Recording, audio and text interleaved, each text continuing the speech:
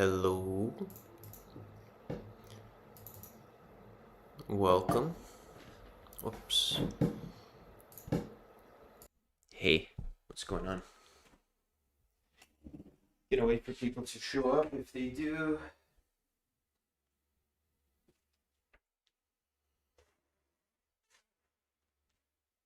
in the meantime, I'm gonna dance a little bit. I got this I don't know how to listen to my own music and also stream at the same time, but I figured it out. I have this long cable connected to my mic. So I'm gonna dance a little bit. I don't know, maybe it'll be a short stream, long stream, depending on if people ask interesting questions. Is there people in the chat already? Is that even possible? Hello? Are we lagging? What's going on here?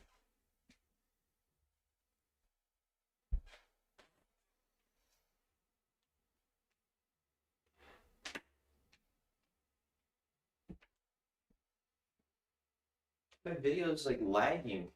What is this?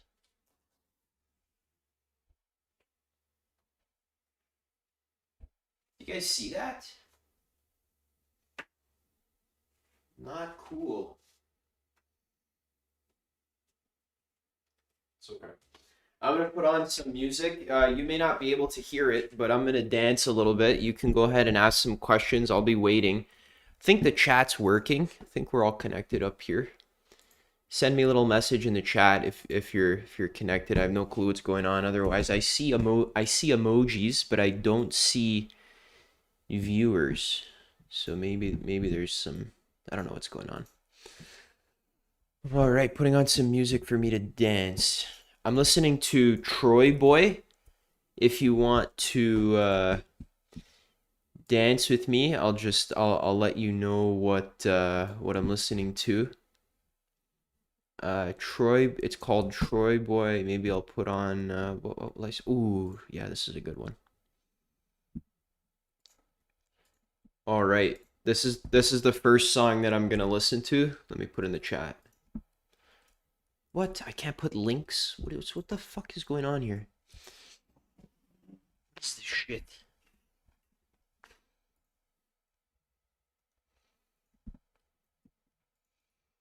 Paste? Okay, paste works. I don't know if you can click that link. That's what I'm going to be listening to right now. I'm going to dance a little bit. Go ahead and ask questions if you want. I'm just chilling. And my camera's lagging. I don't know what that is. Let me know if you see that or not.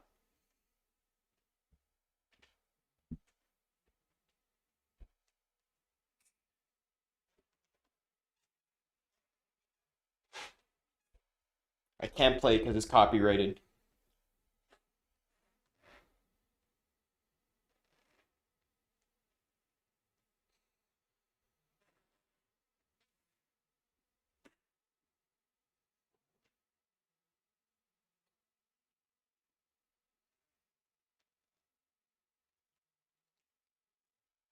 Hey, what's good?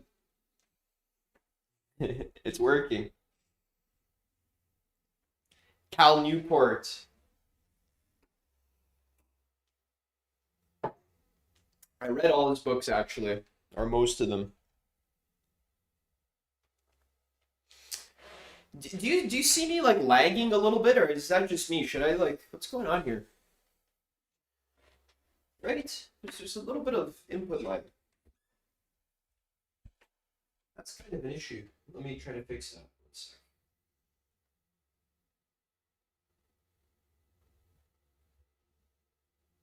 Huh.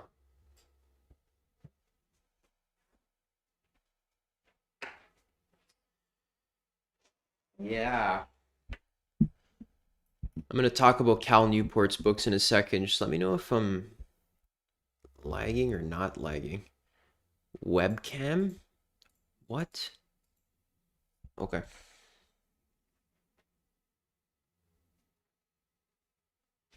Oh my god, it actually worked. What? How did I fix it? So Cal Newport, for those who don't know, he talks a lot about deep work. and being so good that they can't ignore you.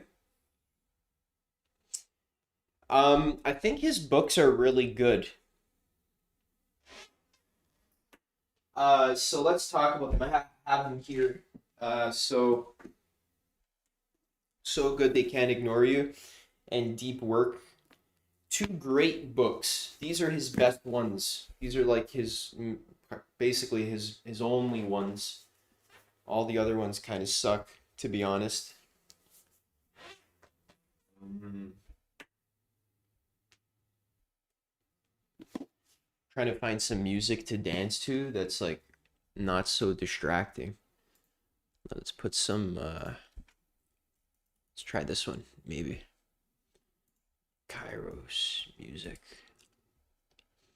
I think So Good They Can't Ignore You is like really amazing. And so's Deep Work. They're both awesome. I just think it's easy to like become too stuck in your ways when you're reading his books. Like you can become very like stuck in the deep work. It's like it's really not that serious. Like you don't have to think about it so hard. Kairos uh music? What's it even called? Who made it? Sorry guys, I'm in a play energy right now, so I don't even know how to like live stream and also answer questions and like have fun at the same time. What's good? Yes, so good they can't ignore you. Is that the one you're reading? It's awesome. Yeah, he talks about building like career capital, which basically means you got to kind of like practice at the thing that you love.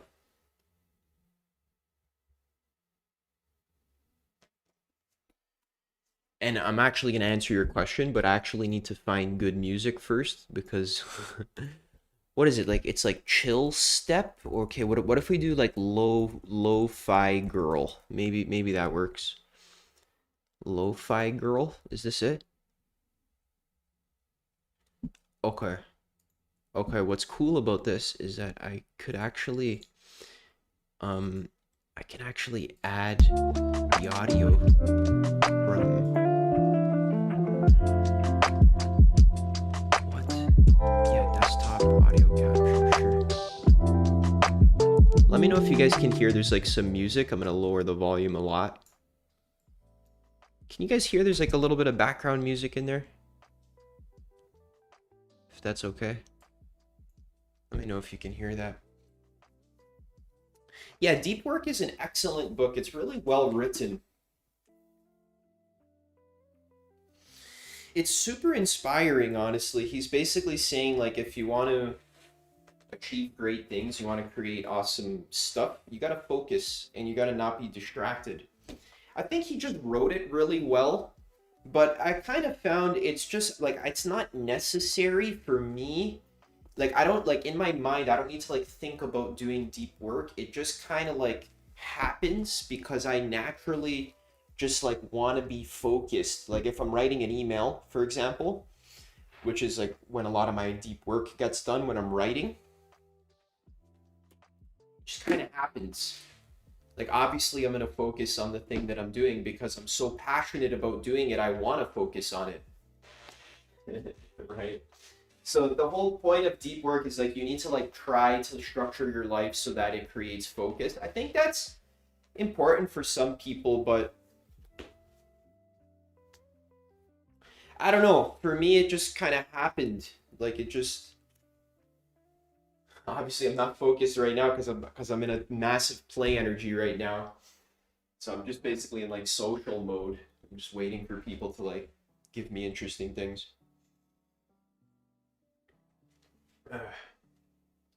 But yeah, when I'm like working, I'm focusing normally. But it's not really happening like because I'm trying so hard. Like it just happens. Like I just want to focus. I know that's not helpful for a lot of people, but that's what happens when you do a lot of I don't know. That's where I'm at. This one's good. Yeah.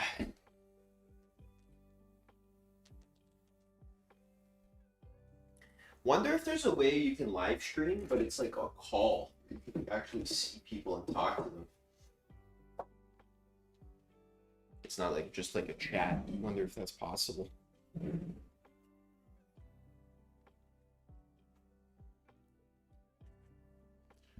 Does anyone know if that's possible? Oh. Yeah, I wanted to talk a little bit about this. So yeah, so good that he can't ignore you. He says like not to follow your passion.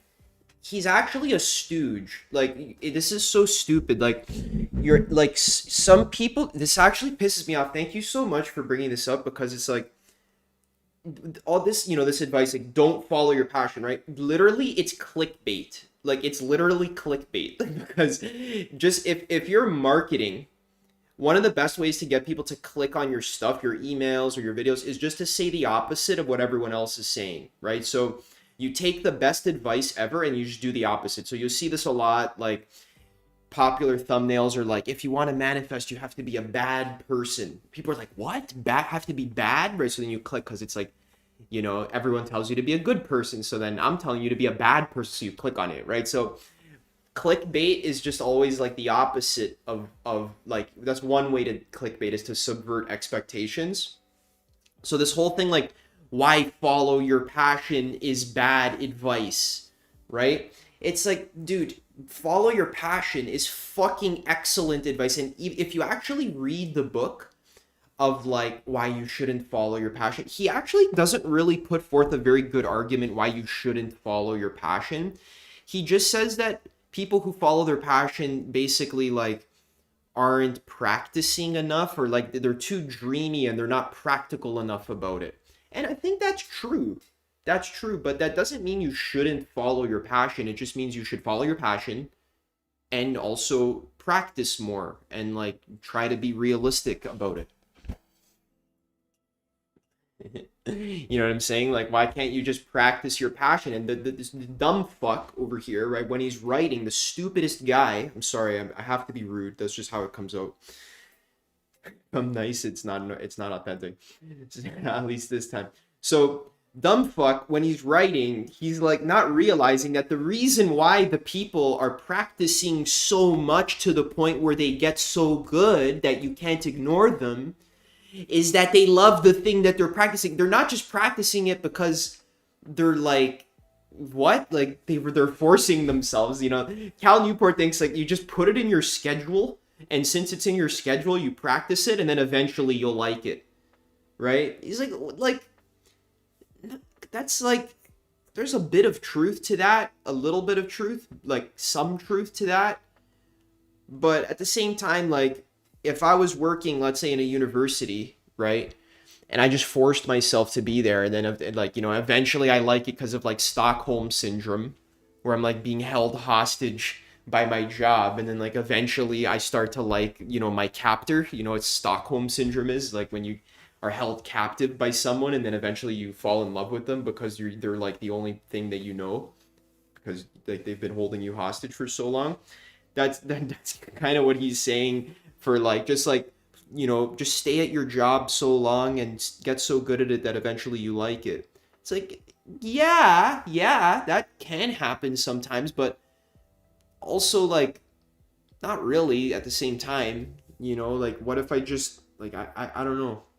Not sure about that one, man.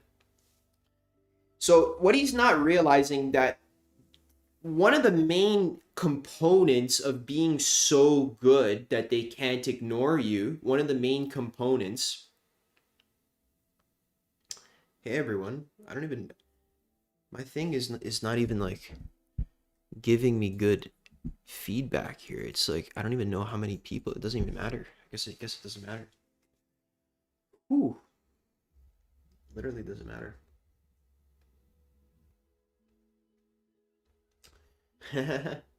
So one of the core components of being so good that they can't ignore you is that you actually care about the thing you're doing so much that the energy of your love is what makes it a masterpiece. So what Cal Newport doesn't understand is what Vadim Zeland talks a lot about in reality transurfing. Yeah, I'm gonna interact with what you're saying in 1 second, Melody. I Just finishing my thought. So what people don't understand is, in order to be so good that they can't ignore you, you actually have to love what you do so much, and you have to be so connected with your heart. Your heart is what makes the masterpiece, not your mind. This is what Vadim Zeland's talking about in Reality Transurfing. Your mind doesn't make the masterpiece. You can't think your way into a masterpiece. You need to actually be like aligned with your heart. Like the heart is the thing that creates the beautiful art or the masterpiece. Can you guys hear my background music? Just curious. There's like some lo-fi playing. I'm wondering if that's being captured at all or not really. That'd be kind of cute if it was. Maybe we'll put the volume up a bit.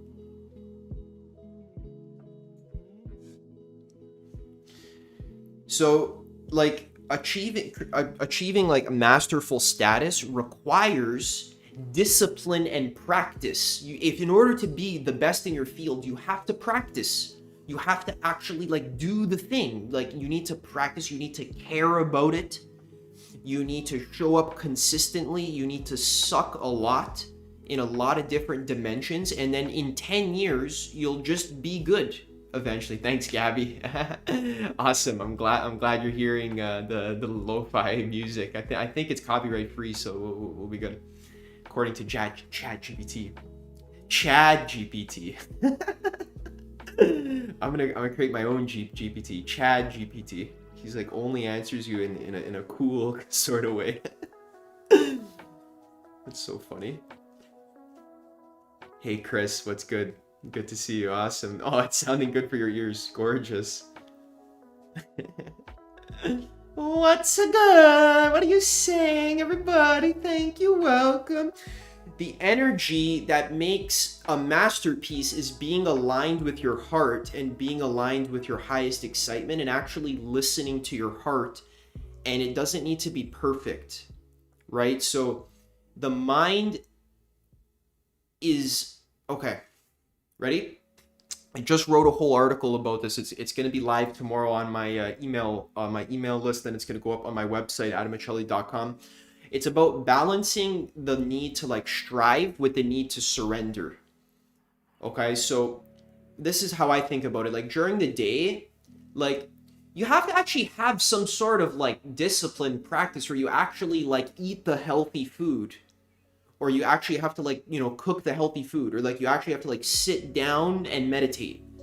You actually have to practice, like you actually have to put in effort into the healthy practices so that your life improves. And this is true with any domain of mastery.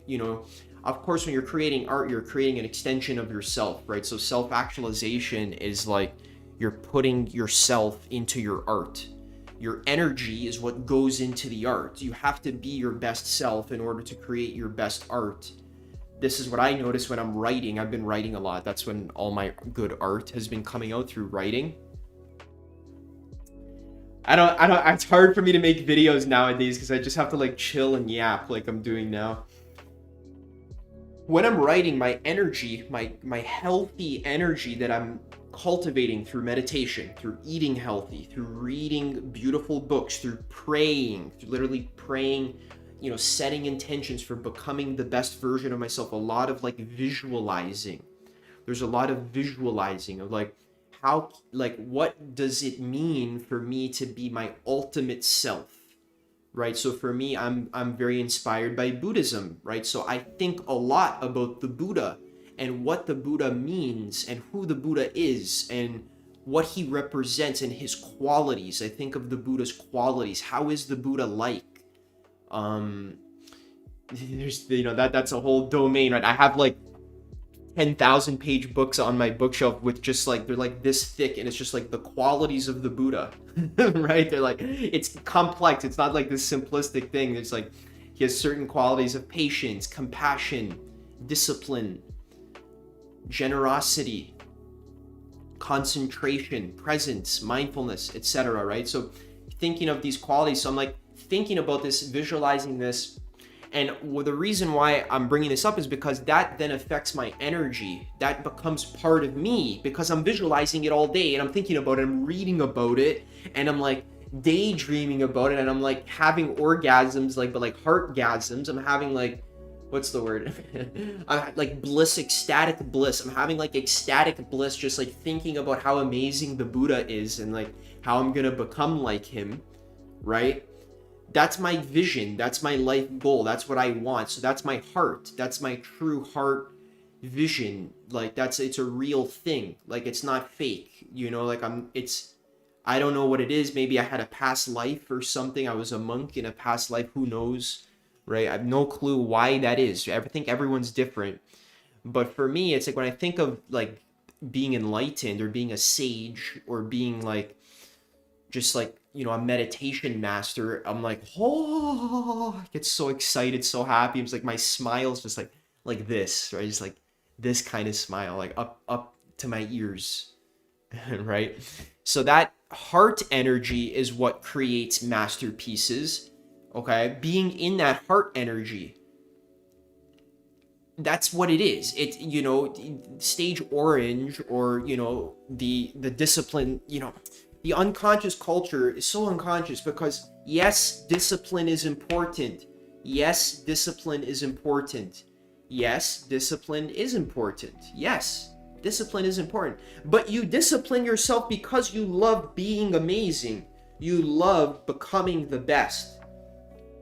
I'm going to give you an example. So when I'm playing League of Legends, I'm a jungler. Okay, I don't play League of Legends anymore because it's too stressful for me. But when I used to play League of Legends, I would jungle a lot, right? So it's this role where you have to like farm all the creeps in the jungle to get a lot of gold, and then you'd go and you'd like basically ambush the lanes and you'd like try to kill them basically, right? So I played this for like 10 years because I love it. It's a fucking amazing game. So but if you want to be the best at League of Legends, you have to discipline yourself, meaning you have to play properly. You have to actually play well. So as a jungler, what that means is you actually need to be at the right jungle camp at the right time. You need to kill the right monsters at the right time in the right order in order to like maximize your efficiency as a player.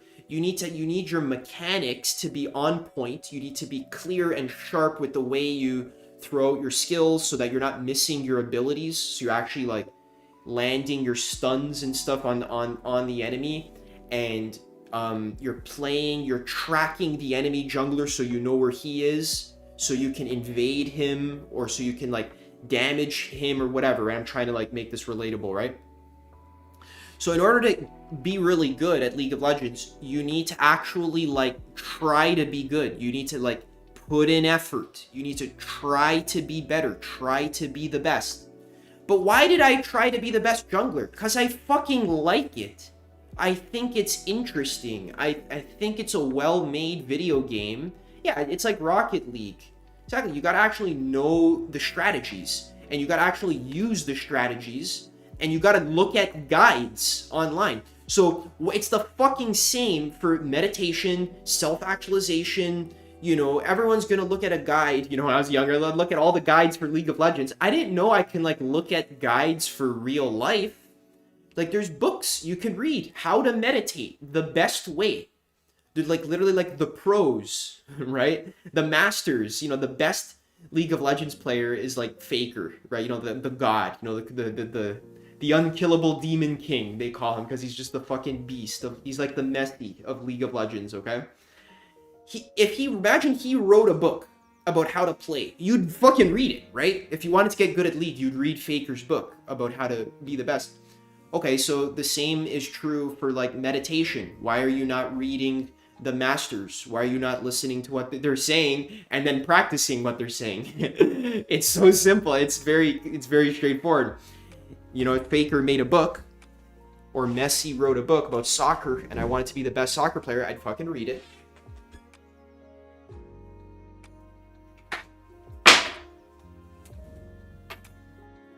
And then I would apply it.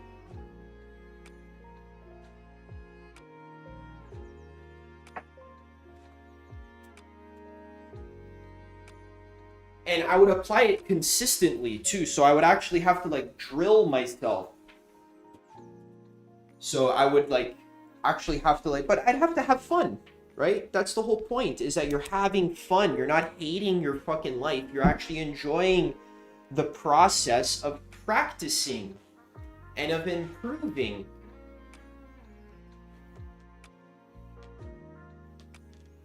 So when I'm eating my healthy diet, right, my lemon water and my celery juice and my fruits and my vegetables, I'm actually excited about being healthy. I actually like that. That's actually exciting for me. I actually like, oh my God, my stomach is gonna be clean. There's not gonna be grease and gunk and fungus and mold and disgusting like fat and like hamburgers and, you know, like all this like gunk in my stomach. It's actually gonna be clean. I'm excited for that. I'm gonna be the healthiest person that I can possibly be, because that feels good. Wouldn't that be so nice if like all my brain cells functioned properly because I have electrolytes, like 100 different varieties of electrolytes in that celery juice or in those leafy greens or in that lemon water or the apples and the bananas, you know, the glucose, the healthy glucose with all the vitamins and stuff feeding my brain. Like, wouldn't that be nice to just like be the healthiest person I can be? The number one, I had to read hundreds of different perspectives and test dozens of different diets, and I found literally the best one that exists on planet Earth because it's channeled by fucking this like insanely powerful human who like has a track record of just like healing thousands of people with severe illnesses, and his information is like clearly more advanced than like all the other diet information gurus by like a vast margin. Like if we were going to make a tier list of true ideas, medical medium would be like S+ tier, and then like all the other diet advice would be like C tier or like D tier. We need to do more of this like tier lists, like best ideas tier list. I think that's something people would really enjoy, because that's kind of what I do in my mind. Funny enough, so my laptop right now is actually being propped up by all these medical medium books. I have Cleanse to Heal, Liver Rescue, Brain Saver, but that's exactly my point, is my ability to like stream or make videos or write or like just hang out here and be able to give value without putting in any effort at all is propped up by the fact that I actually take care of myself. Like I take care of my body. Yeah, I like tier lists too. I take care of my mind. I, you know, pray and visualize and focus on what I love. And I'm kind to myself in the sense that when it's time for me to rest, I actually let myself rest. Next time I'm just going to stream straight to YouTube. I don't know why I'm even using OBS. It's like a little glitchy.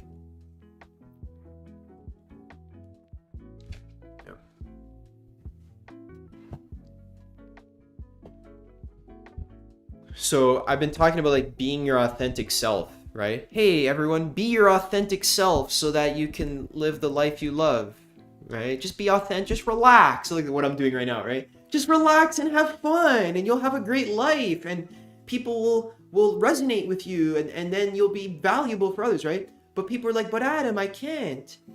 And they're kind of right. The reason why they can't is because they're not healthy. Basically, like you if you're not healthy in your body and your mind and your soul, then how are you going to surrender and relax and just let the energy of love and God like flow through you through your highest excitement, just being natural and authentic? It can't.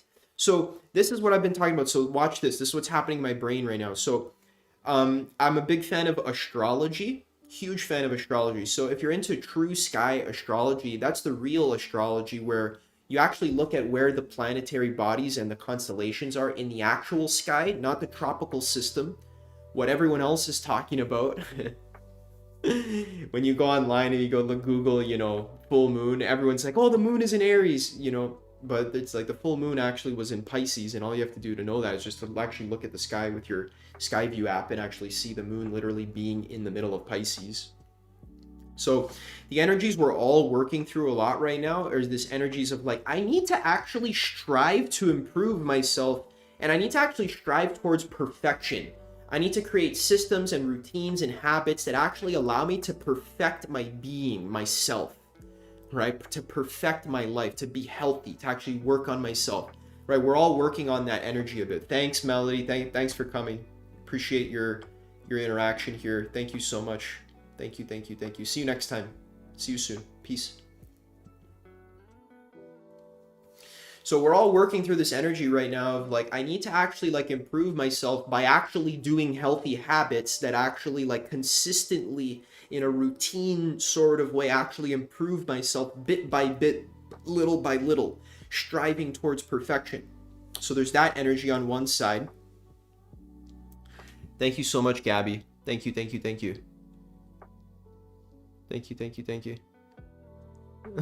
And Gabby's one of my friends in our private community. We do a lot of meditation together and stuff. We've been working together for a while. Thank you so much, Gabby. Have a great night. See you soon. Whew. So we're balancing that Virgo striving towards perfection with the Pisces, which is actually the opposite of Virgo, right? So Virgo and Pisces are on opposite signs of the zodiac. They're on opposite sides. So they're like two sides of the same coin. So they're like polar energies, which means they kind of they complement each other and contradict each other at the exact same time. So the complete opposite of Virgo, which is like striving to be perfect, striving to improve yourself, habits, routines, structure, discipline, detail oriented, right? All Virgo stuff, very good, healthy stuff. The opposite of that is Pisces, which is I have a lot of Pisces energy. You get a lot of Pisces energy from my stuff. It's like, you're good. Don't worry. Everything's fine. Just be present. Just be present.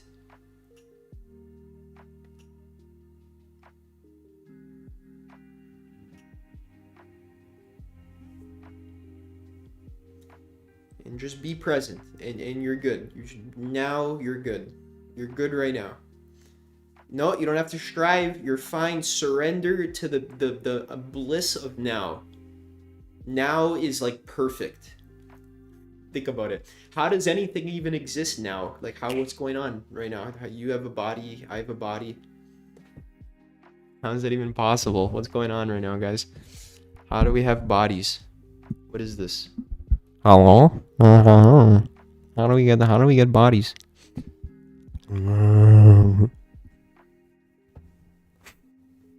Right. So Pisces is a lot about just like surrender to the bliss of now. Follow your intuition. Just follow what feels your natural. Follow the Tao. Just be yourself. That's very Pisces, right? Don't try. Like you're good. Reality is timeless and immortal. Why would you strive? You're literally God. Like you're God right now. Right? So that's the Pisces energy, okay? The Virgo energy is like, but like you need to like perfect yourself. You need to improve. You need to hone yourself. Gabby is one of my friends who we've been working together, friends/clients. We've been working together for a few years. And yeah. Ooh. So a lot of us right now, we're kind of balancing these two polar energies, like the need to strive and be perfect and also the need to surrender and relax. So both of those are kind of coming online super strong at the same time. And these are so key. This is like the middle path. This is so key. This is like such key stuff. I talk about it a lot on my blog. Head over to adammichelli.com where I have excellent like resources for like how to grow, how to actually perfect yourself, like through practices and consistent routines, and also how to like surrender to the bliss of now and like be present. Right, so there's a lot of that in my work, so you can go check out my blog. There's a lot of stuff that I write about this.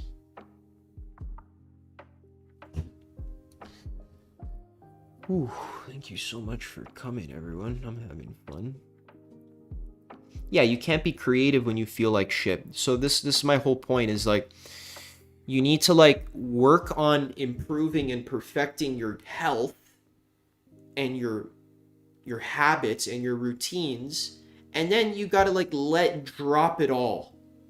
Let it all go, and just, now that you feel good because you've been eating healthy, meditating, exercising, reading books, having a routine, cleaning. Virgo's a lot about cleaning. Like, my room is relatively clean. I don't know if you guys notice. Like, my room is really clean, guys. See?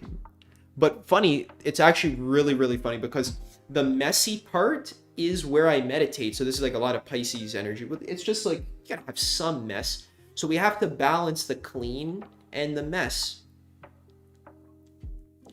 Hey, buddy. Yeah, so I don't smoke weed. I used to have a lot of like, so one of the big parts of my journey, like 10 years ago when I first started, I was pretty addicted to smoking weed because all my friends would smoke weed, and that was the main way that I was able to like socialize in high school, was through smoking weed with people. So I got kind of addicted to it. Over time, it took this really long time for me to like eventually, I had to quit and then go back to it, and then quit and then go back to it, and then quit and then go back to it, and then quit and then go back to it, and then quit and then go back to it.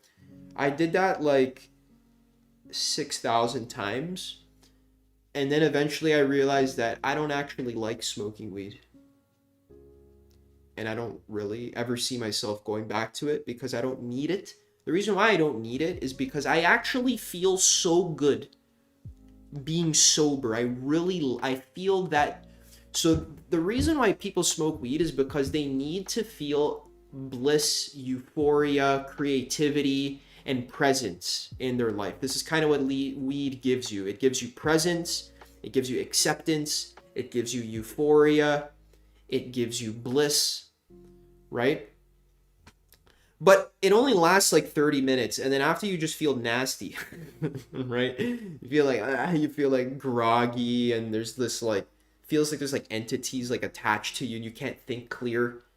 Good luck trying to like meditate while you're on weed. Or imagine if I was trying to like do this live stream while I was on weed. It wouldn't work because I would be too like self-conscious. I would be too like just high, I'd be because I'm not sober, so I don't know if I'm like being normal or not being normal, or I would just be so weird if I was high. So what I found is that through 10 years of perfecting myself through this practices of self-actualization, which I was originally put onto by Leo from actualize.org. It's a great website if you want some like practices for how to self-actualize. There's a good resources there for you to learn how to perfect yourself. And I've spoken about it a lot on my channel, on my blog as well, my recent articles. As I've been doing that for 10 years, like what Leo told me to do, he's like, yeah, just little by little, consistently for 10 years. So, okay, great, I did it. So 10 years later, now my life is like fucking amazing because I actually did all the stuff that no one else wanted to do, which is basically like consistently work on perfecting yourself through personal development practices. So like meditation, eating healthy, reading books, exercising, doing what you're passionate about, journaling, shadow work, right? And so forth, right? There's a lot of sort of stuff. The law of attraction, identity shifting, visualizing, affirmations, cleaning, there's just all this, but generally becoming more conscious kind of work, right? And in all areas of your life. So 10 years later, I've gotten to a point where I basically I solved the need that weed was filling for me. Yes, I'm sober, thank you. I solved the need that weed was giving, or that weed was like giving me, which was like good feelings, bliss, euphoria, happiness, creativity, appreciation of now. Through building myself up through all of these practices. Hey, bruh. Fuck, I love this guy. The guy who says bruh. Thank you so much for coming. You're like bless my stream right now. You're the fucking best. Thank you so much. Everyone give a heart for the guy who says bruh. It's so fucking hilarious. Oh my god. So the point is that I actually just feel good and blissful and creative and present and euphoric throughout like 90% of my day. I'm not perfect. Had a weird day today actually where I almost got scammed. I was trying to sell my old laptop on Kijiji and like I almost got scammed. There was this guy who like, dude, that shit's scary, man, bro. The scammers are everywhere. This guy convinced me I should like ship, bro. I'm so embarrassed about this. Like, I spent the whole day like in contact with this dude. I was ready to like ship him my laptop, this old laptop that I have that I'm trying to sell. I was ready to like ship it to him, and like I spent the whole fucking morning and afternoon like driving to the FedEx, packaging it up, right? I had to put it in a box. I had to like purchase the fucking shipping and all this and such a mess, bro. I had to like, oh my god, I had to do so much stuff. And then right when I was about to send the package away, I realized that it was a scammer because he sent me an Interac e-transfer for the money, but like it was a fake transfer basically. It was like it wasn't a real link. So I'm like, I just wasted my whole day basically just like you know, sending out this lap. I didn't waste it. Like I had fun, but the reason why I bring this up is I'm trying to say like I was kind of stressed a lot of the time. I was a little bit anxious, like, you know, like, so I'm not perfect, you know, like I didn't reach the top of the mountain. I still get angry sometimes, you know. I'm not like, not trying to say I'm like God or anything. I'm not trying to say I'm God or anything, you know. Bruh. So yeah, it turns out that guy was a scammer, and yeah, so what I'm trying to say is there's work that we do here on this channel, and that's actually what I talked about in my weed video, which I think I'm going to talk about more here on this channel. Thanks for coming and asking your question, because it's giving me a good idea. If you want to quit smoking weed and you want to quit all your addictions, I used to be so addicted. I told my story. I was so addicted to League of Legends, video games, watching porn, smoking weed, scrolling endlessly on the internet. I was so addicted to these things, eating junk food, like maximum addicted. Like I'm not even regular addicted. Like I was like 15 hours a day, like on the video games and the porn and the weed. Okay, like all day, every day. So I went from that to like where I am now, which is like, I'm not Jewish. I am not Jewish, but thank you for your comment. Yeah, I'm glad that helped you, man. I'm glad that helped you. I'm gonna make more videos like that. I do my best. I'm glad the weed video helped you, though. That's exactly what I was saying in the video, though, is that over time, I had to, like, work on improving myself, and then it took a long time, basically. But I went from being so addicted to everything, like I said, to now my life is like, I relax all day. I chill at the park. My job is that I literally have a community of people that we just talk once a week, or maybe however many times. We just talk and relax. It's coaching essentially, but it's like, I don't like to call it coaching because that word is like all over the place. It's more like a sacred sort of community where we discuss meditation and how to become a better version of yourself. We meditate together, many different practices for becoming more confident and feeling more safe within yourself and so forth, feeling your emotions more fully. So that's what we talk about, and that's my job. So I was able to create a career for myself, which is like aligned with my top passion in life, which is like relaxing, meditating, and helping people and growing and striving towards self-actualization. So this is my job. from my blogs and my streams and my videos, people reach out to me and join my community basically. So that's very rewarding, and that was very difficult to do, and it's not easy. But it is easy, but it took a long time.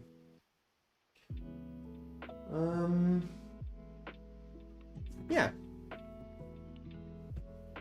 I'm Italian. And no, I've never vaped because I kind of just knew instinctively that vape was just not a good idea. That was like kind of my instinct. I just kind of knew it's just not a good idea.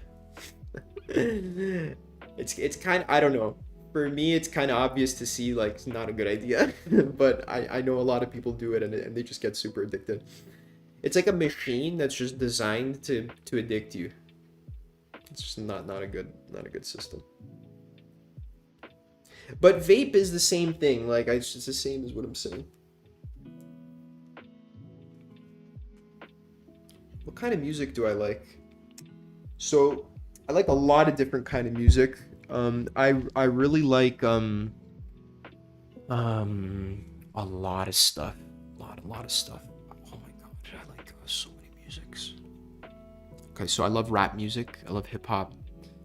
I love EDM and trap, like disgusting grimy trap, like dubstep. I like love songs, like literally like 2000s pop. I love pop music. Big fan of pop music.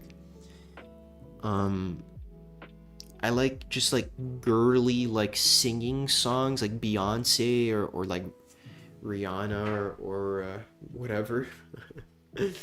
Thanks, man. Yeah, some Italians are nice. Some of them are fucking assholes, just like every race, right? Some of us are amazing people, and some of us will fucking scam you, or some of us are greaseballs, right?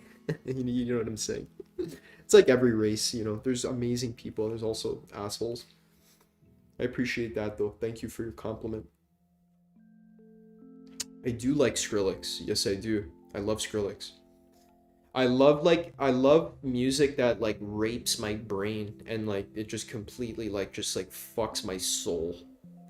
You know what I mean? Like if I feel my fucking brain cells being torn apart in many different directions, that's that's my kind of music. Music I don't like too much is I'm not a huge fan of like screamo or like death metal.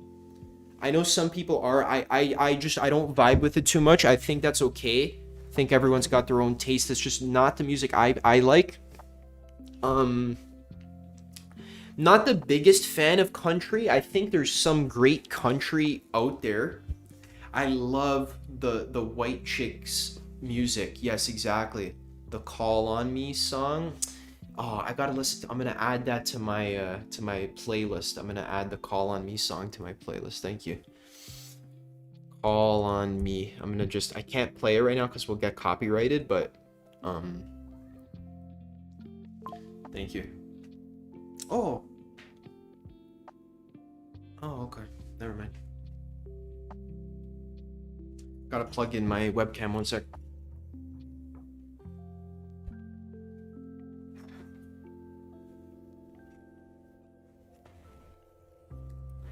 Huge fan of hip hop, massive hip hop fan. I'm a rap fiend.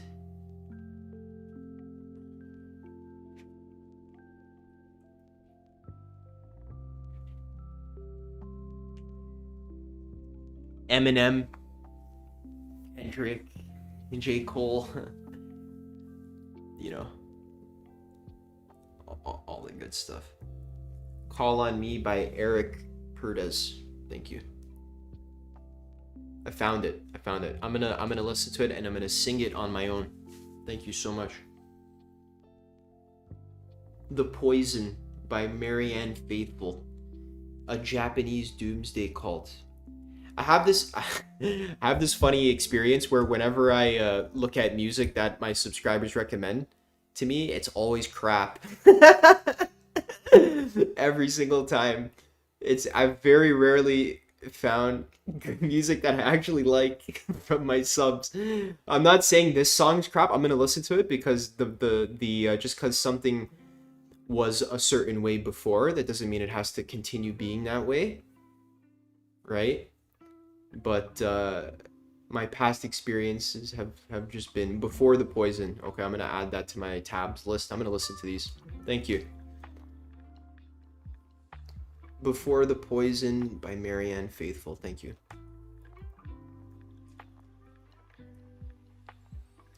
Oh, nice. Okay, maybe I'll like something like this. Appreciate that, George. Thank you.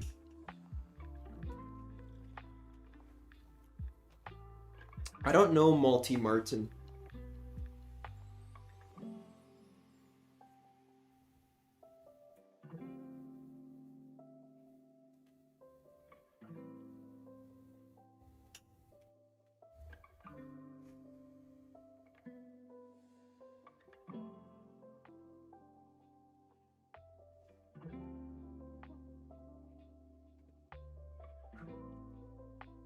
If you guys have some crazy fucking music, man.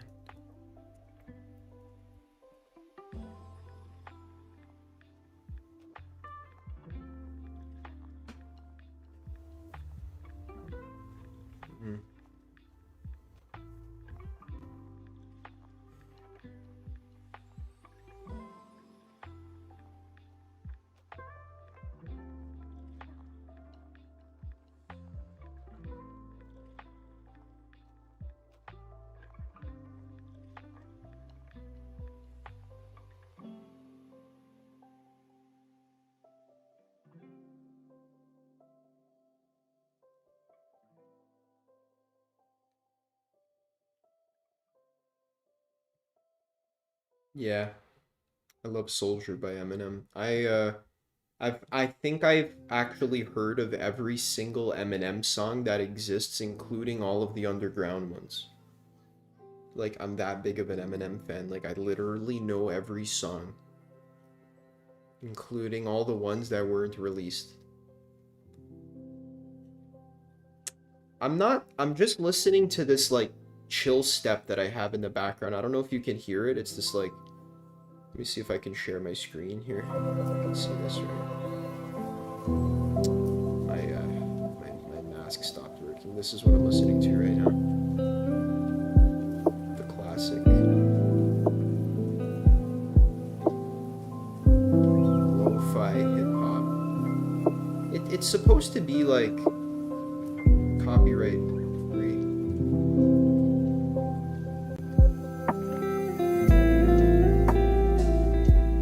I don't know if you can hear it. It should be, like, playing in the background.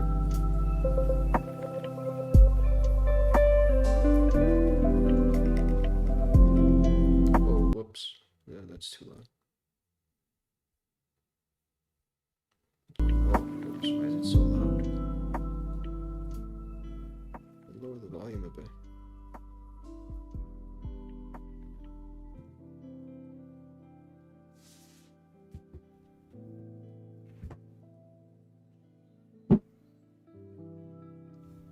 This is fun.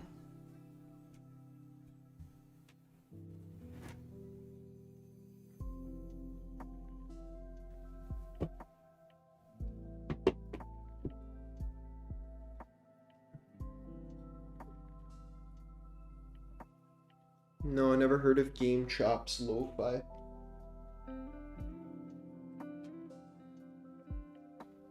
I'm gonna find something interesting for us to read. Let's see what it is. It can't be too dense. It's just gotta be like interesting.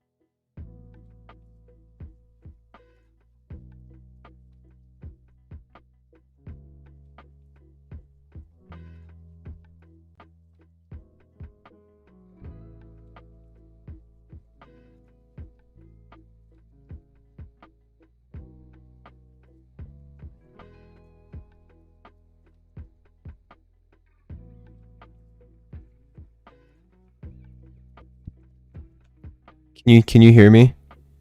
You should. My mic should be working. I wasn't talking. Let me know if you guys can hear me.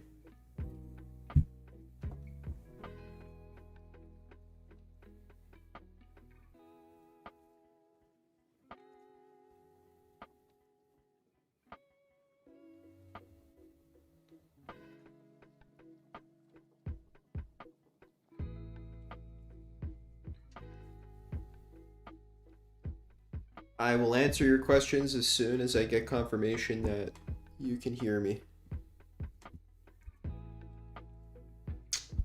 Oh, fuck.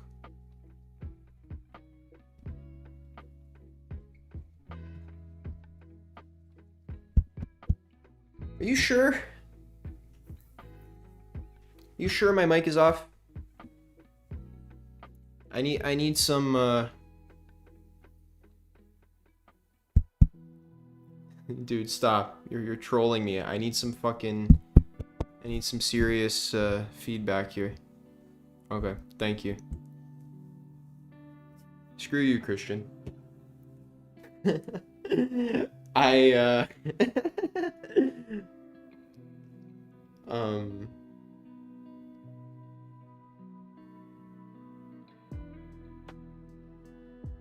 there you go. Perfect. Thank you.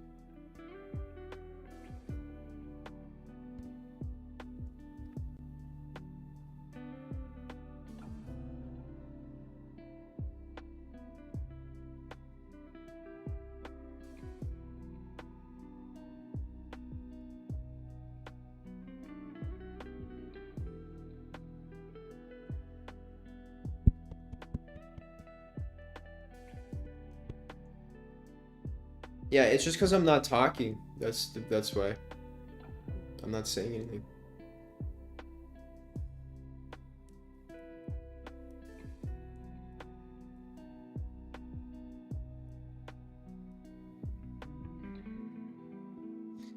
Finding your purpose. Yeah, man. I've actually made a lot of articles and videos and stuff about finding your purpose, and you should go read them over on adammichelli.com.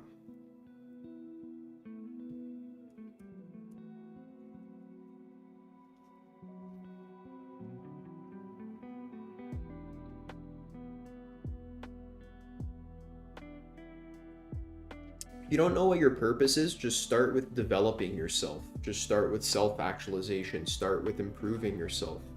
Start with eating a healthier diet, meditating, just doing good stuff for yourself.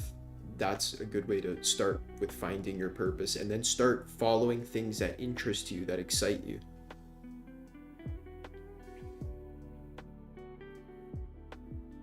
Oh, okay, I get it. Thank you.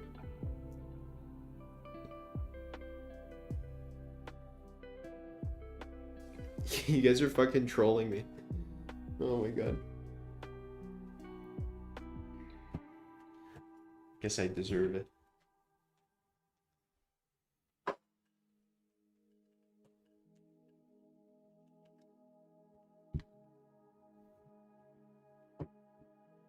Take it easy, man. Thanks for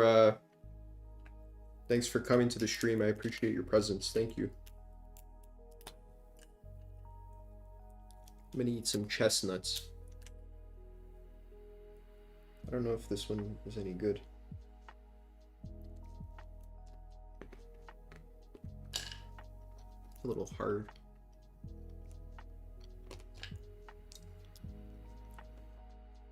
Thanks. That's a good question. Creativity after quitting weed.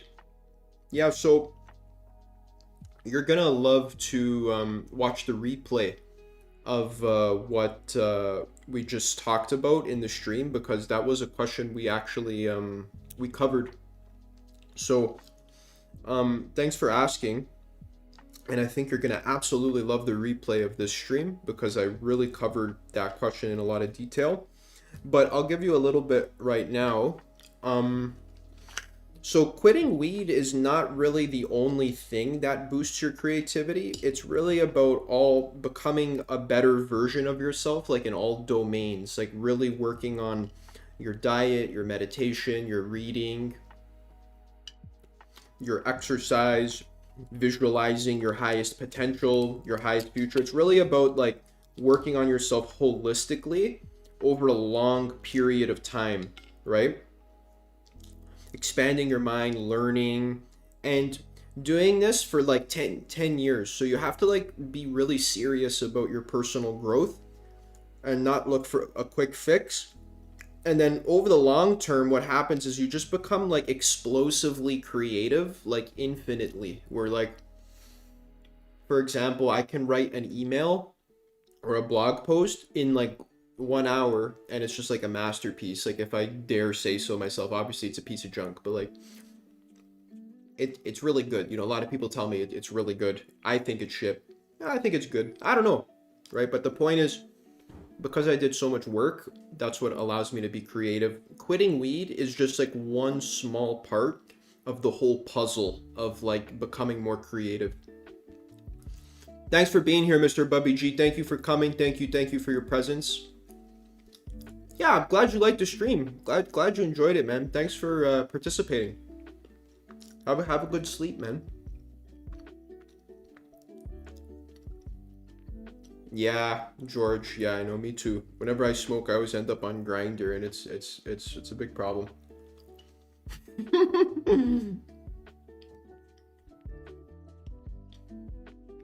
So, catnip, does that kind of answer your question? Like, I think quitting weed is like one small part of like a whole kind of holistic gamut of practices that things like meditation, loving yourself more, so many things. There's just so much stuff, right? Like I'm talking about generally holistically focusing on growing and improving yourself.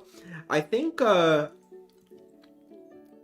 quitting weed can be helpful for creativity, absolutely. Because like I mentioned before, your the weed, what it's doing is it's actually giving you this feeling of like being euphoric and creative.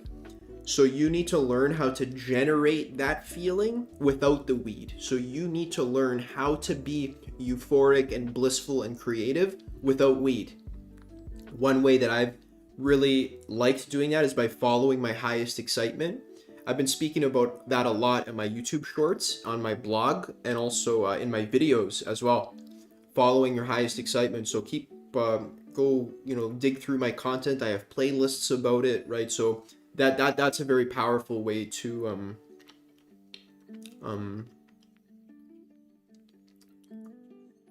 become more creative.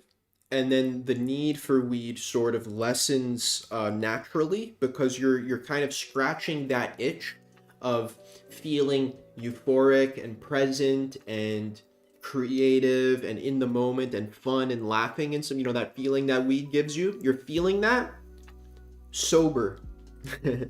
So then weed just becomes this like superfluous thing that's like almost like it's just. So for me, the way I see weed, it's like it doesn't help. It actually just drains me. So why would I? Hey Melody, thanks for coming back. Yeah, I'm having chestnuts, roasted chestnuts.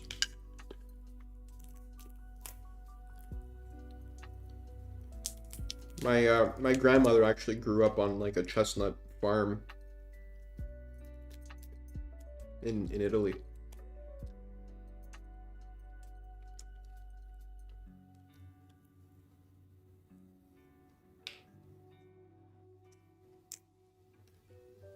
Yeah, that's good, man. Yeah, I think it's good to cut down on the marijuana usage a little bit.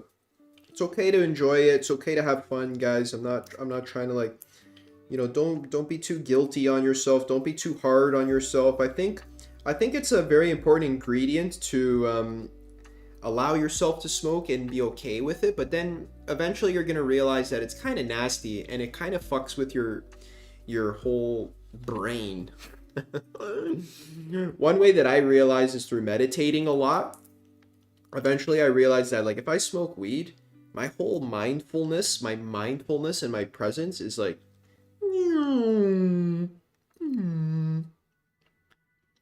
yeah, these ones open pretty easily because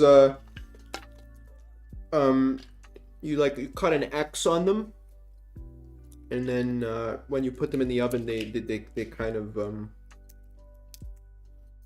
yeah, they're actually really good.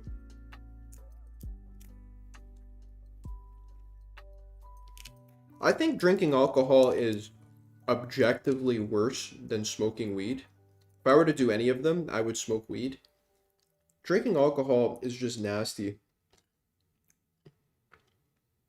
It's also really bad for your liver. So the problem with weed is that you're getting a lot of nasty heavy metals like in your lungs, which is not good for you. But alcohol is fucking with your liver a lot too. Like the heavy metals fuck with your liver too, but the alcohol is just like it's just generally disgusting.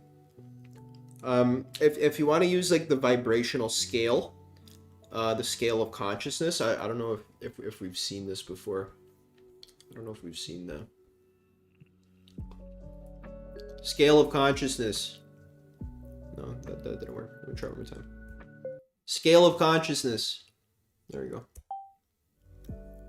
That's how I talk to my electronics, by the way.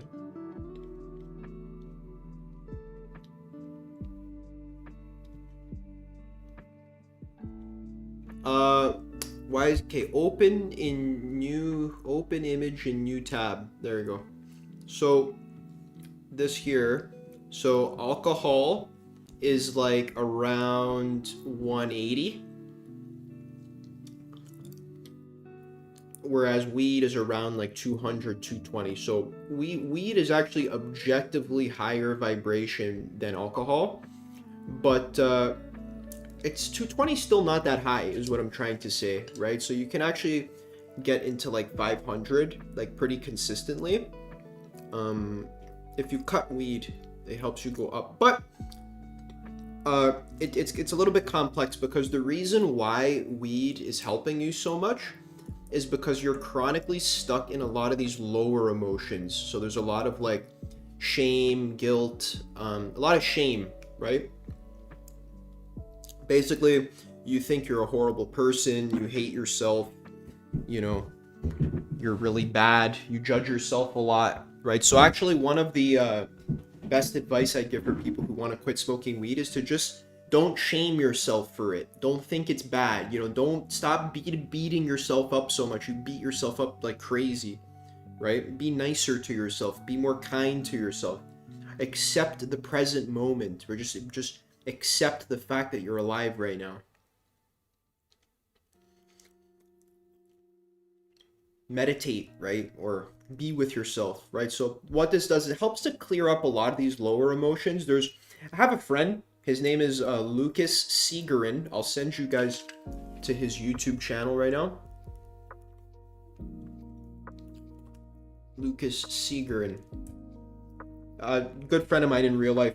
We used to smoke a lot of weed in high school, actually. He's a friend of mine. He has great content about emotional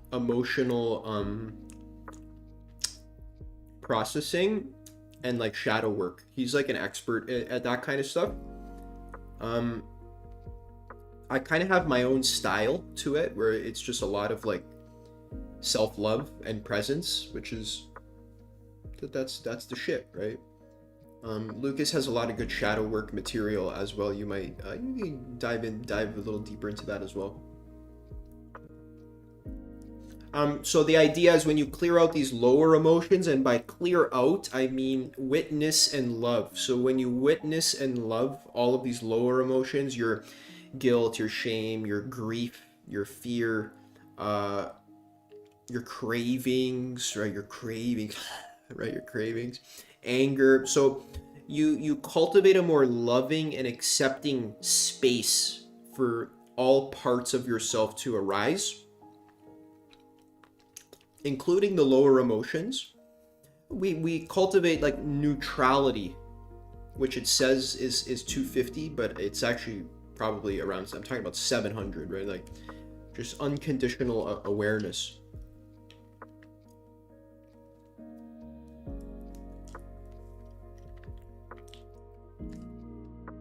I can't help you with not getting more bald, man.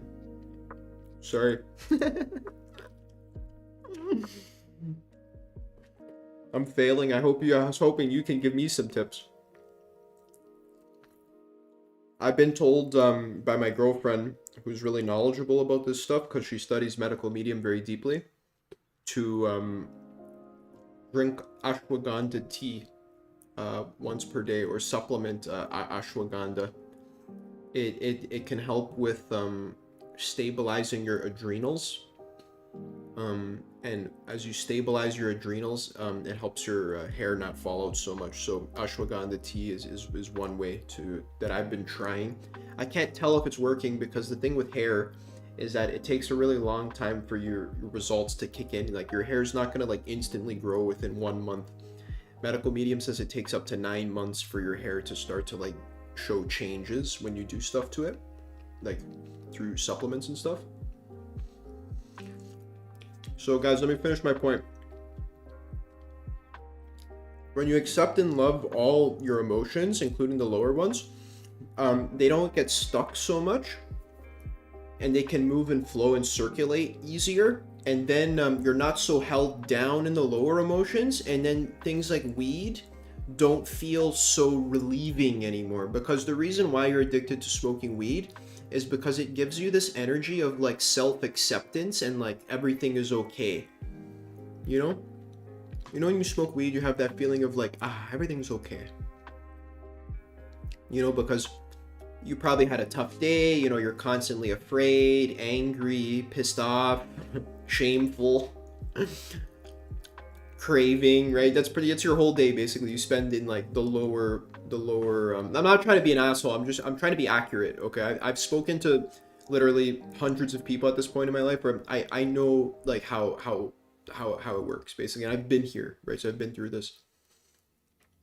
You spend most of your day in the lower sort of below 200, and so that when you smoke weed, it brings you up to 220, and then you're like, I feel like better, right? Because it actually helps with sort of like medicating these lower emotions. The problem is that it doesn't actually help permanently. It only kind of helps temporarily.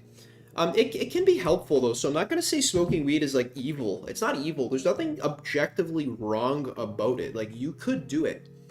My friend, he loves that I always give him permission to smoke weed because he really likes doing it. And I'm like, dude, just do it. Like you're fine. It's okay. You're okay. Just smoke it. It's okay. You're fine. But if the long-term goal, 10-year goal, doesn't have to be today, 10-year, the long goal is not to smoke it. The reason why you wouldn't want to smoke it, this happens naturally, right? Naturally, you get to a point where you love and witness all of these lower emotions so fully and completely that they don't get stuck and they can flow more fully. And then you naturally, by letting go and just surrendering and working on your health, right? This kind of balance of striving to be better while also surrendering to the present moment. This middle path, right?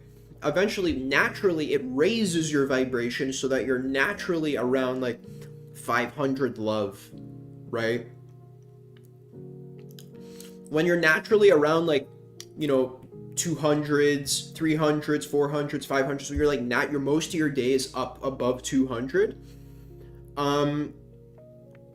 The need to smoke weed just kind of falls away because it's like, why would I do that? Like I already feel so good. Adding weed actually makes me feel worse, and I've noticed this through testing, right? So I've done this many times. I wouldn't recommend anything that sounds like a pharmaceutical for anything ever. So like if it's called Modaxonil, I don't think it's good for you. Or if it's called finasteride, I know for a fact it's not good for you. Yo, finasteride? Oh, thanks, man. Thanks, Seabreeze. I appreciate that. It's very generous of you. Finasteride literally blocks the production of your hormones. Like, why would you fucking take that shit? Don't do that shit, bro. Listen, man, if I'm gonna be real with you, step one, just accept you might be bald. Okay? Just like,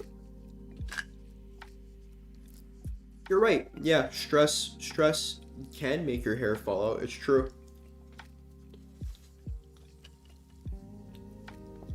Yeah. So I know it sucks. You can join the club, bro. You're asking the right person. But I wouldn't let it get you down too much. I think the best you can do is do like self-actualization, basically. You know, if you want your hair to grow back, meditate, drink some celery juice, eat healthy. It actually helps because stress can lead to adrenal fatigue, which then actually leads to hair loss. You can learn more about medical medium, so I'll send an article for you, okay? Let's do medical medium. Wait. Medical medium hair. I think he has skin, hair, and nail health. Yeah, you can like kind of just skip to the middle of this episode. So I just googled medical medium skin, hair, and nail health. You can just like sort of skip to the middle of this episode, and I think he gives you some good info about the hair. So ashwagandha tea once a day. There you go. Practical advice.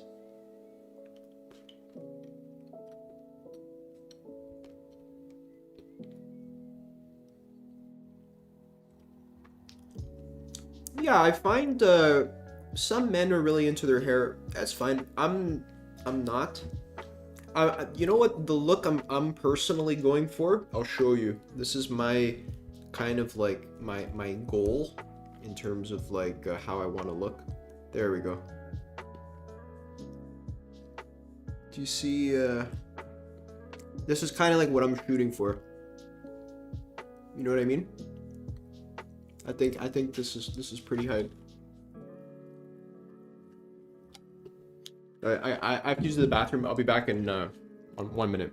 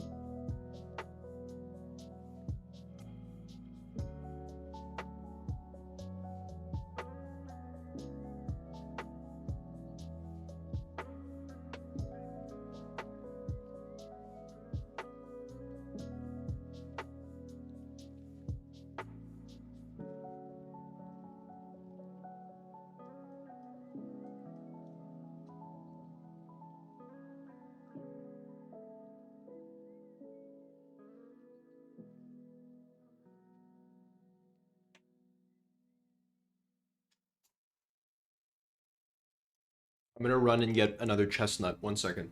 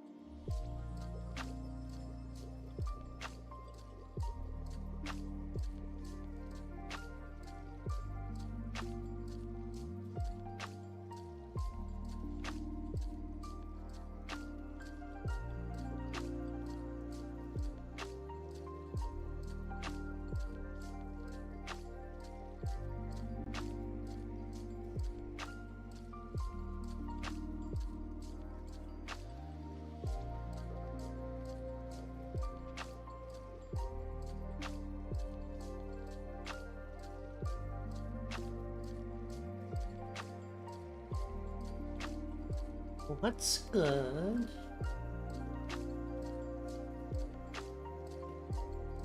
Yeah. If you follow my my channel and you do my practices, you're gonna end up looking like this. So you be careful. This is the ultimate goal that I'm leading all of us towards. So if you're interested in achieving this vision, then come along for the ride. We're all gonna look like this. That's what happens when you follow Adam and Shelly's channel.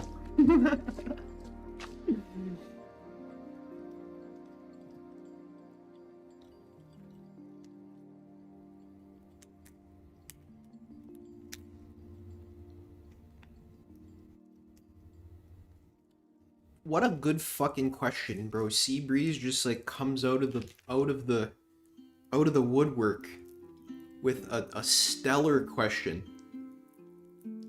Excellent. Superb. That is a superb question. What are your thoughts on polyamory? Oh my goodness. What a good question.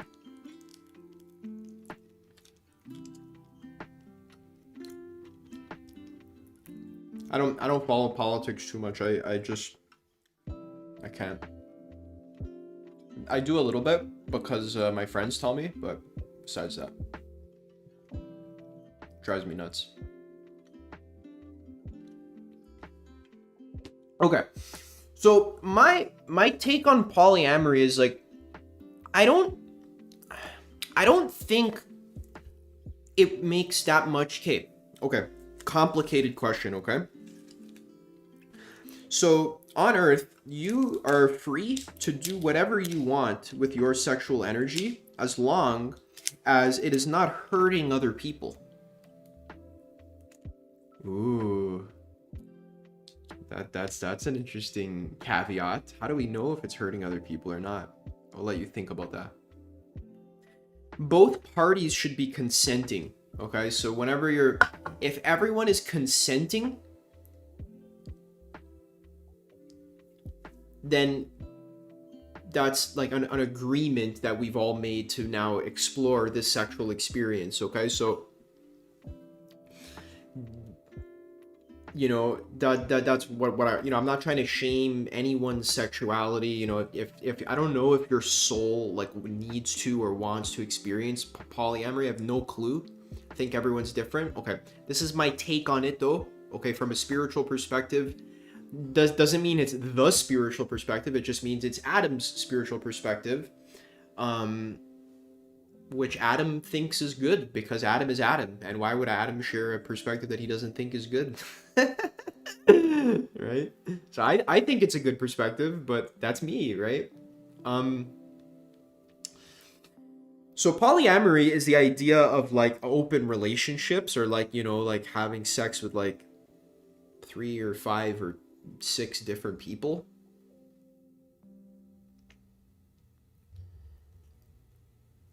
Oh my god. That's a lot. That's a lot. So, okay, so let's be clear, okay? So, mostly it's men who desire polyamory, okay? It's almost rarely women. I would say like it's a very huge skew towards the men. But like I'd say 90% of people who actually initiate polyamorous relationships are men. I could be wrong. Maybe, you know, I'm sure there's like a girl here or there that's into it, but so I'll just go out and say it. I think if you're like the most conscious version of yourself, you're not going to be like having sex with all kinds of people, basically.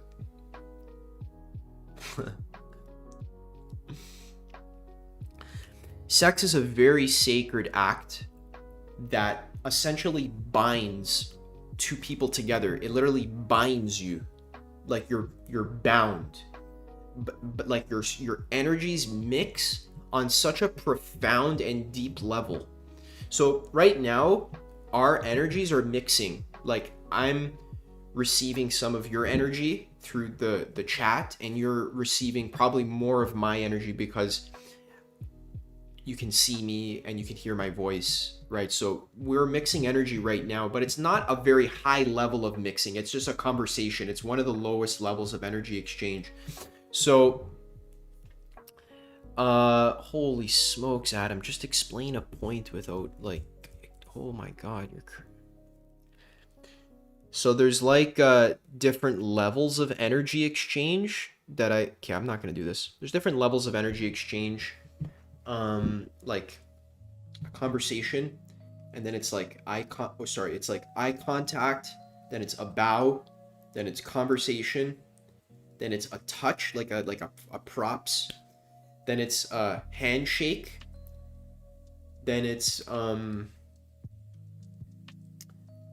like handshake, then I guess it would be like a pat on the back or something like that.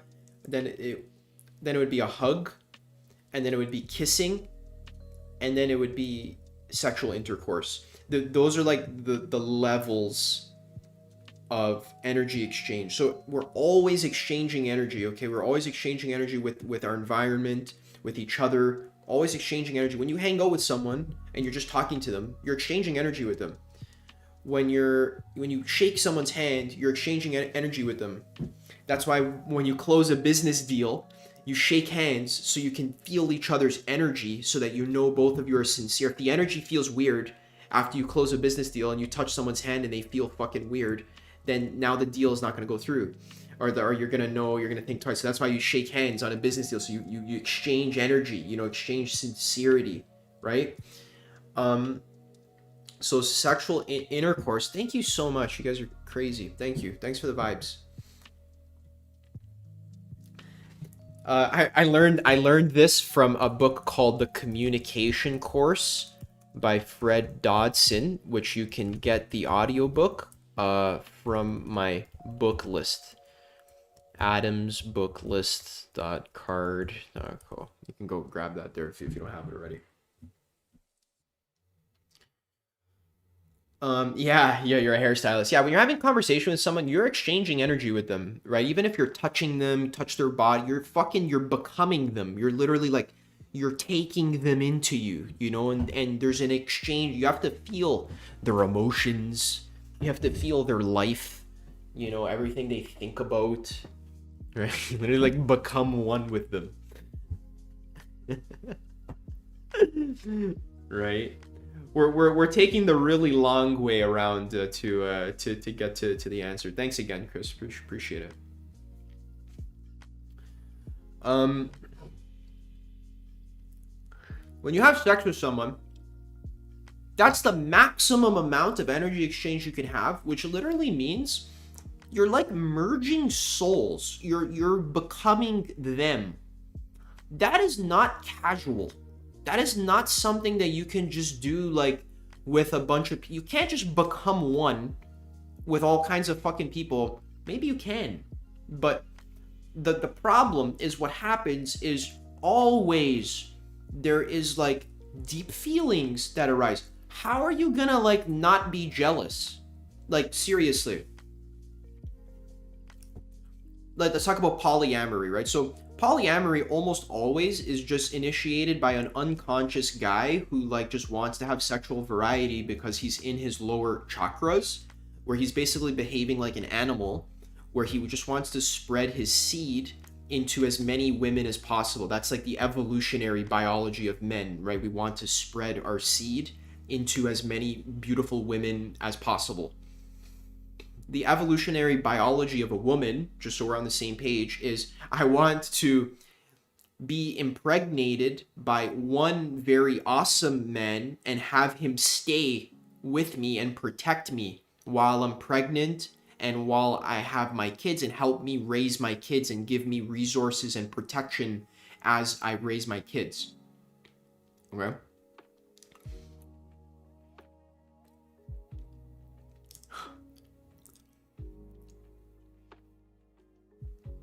So I hope we understand that evolutionary biology. That's like I call it basic, but I think that's just important to understand from an evolutionary perspective. Men are desiring variety of mates, um, because the of the way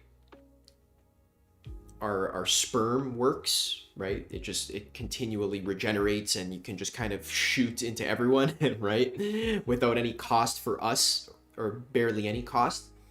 Um, and then for women, they want to keep the man and have him stay because there's a huge cost when a woman has sex. It's a massive cost because in an evolutionary perspective, you would usually get pregnant, and then you need the guy to stay and protect you while you're pregnant because you're vulnerable while you're pregnant, right? You can't run, you can't hunt. You know, it's harder. You have a fucking baby in your belly. It's very difficult. You're giving birth, you're vulnerable. So you need to be protected, right? You need to be fed. When you were raising your kid, you know, you need some man basically to give you resources and food and shit and hunt the saber-toothed tigers and stuff to feed your kids. So biologically, women are wanting more monogamy, whereas men are wanting more polyamory. So this is why I say polyamory is almost always initiated by men who are just basically acting like animals. I think that's a blanket statement, right? I think I'm sure there's certain edge cases. I'm sure there's conscious men or there's conscious people who can engage in open relationships, and perhaps it can be a beautiful and fruitful experience. I don't know. I'm not going to shut off that whole, you know, realm, because that is one possible idea that could be real. I don't know. I don't have experience with that.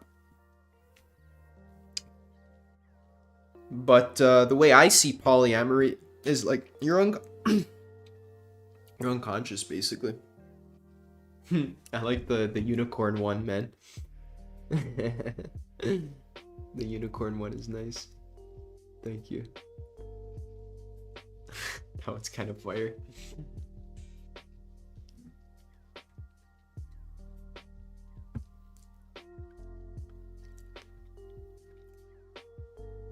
So let's go back to sex. So when you're having Adam Michelli's stream, thanks for tipping me, Chris. We'll go back to the sex now. Just kidding. No wonder I get so many tips. Just kidding.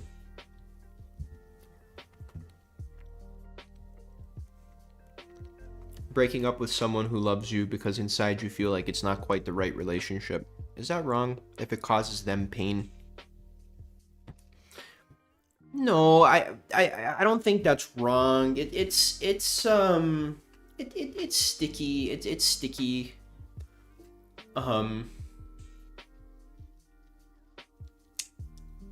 If you really feel like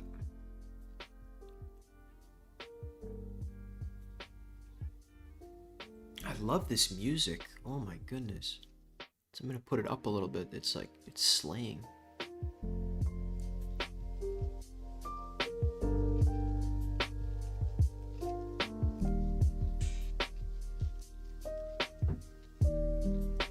Yeah, Osho, where they just all like fuck each other basically, right? In the freedom and independence.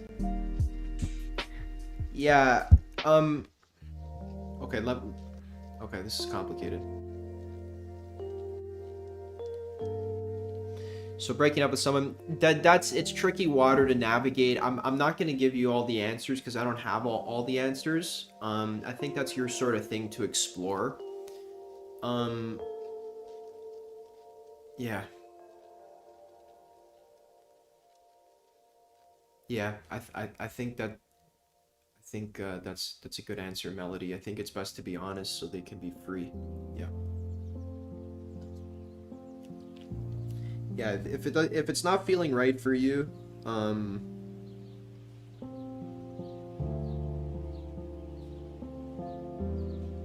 could break it off, but you gotta ask yourself, do you want to break it off? I don't know.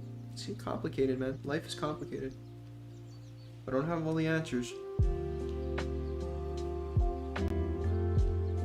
There's a lot of growing that happens in these sort of relationship dynamics. That's for sure. So, as a man,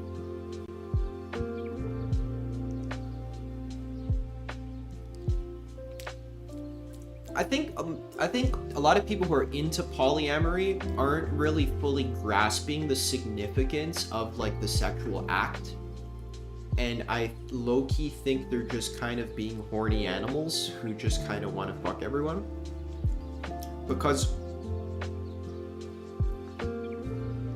okay, I'm not sure. I could be wrong. Maybe I'm wrong. I'm just yapping. That could not be true.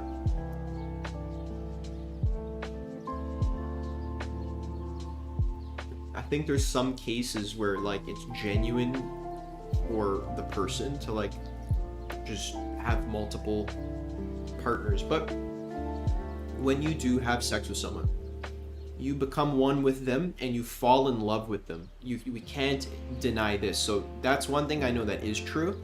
When you have sex with someone, you fall in love with them. Okay, you become one with them. You love them now forever. This is so important to understand. You can't have sex with someone and not end up loving them. If you do, or you know, if you have sex with someone and you don't love them after, that means you didn't even have sex. What did you do? What the fuck was that? That wasn't even sex. You're talking about having sex. That's not sex. If you don't end up loving the person after, you're always gonna end up loving the person after because it's so like personal. They're literally giving you love and then you're giving them love. It's like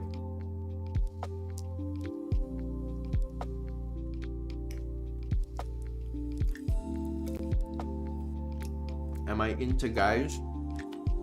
No.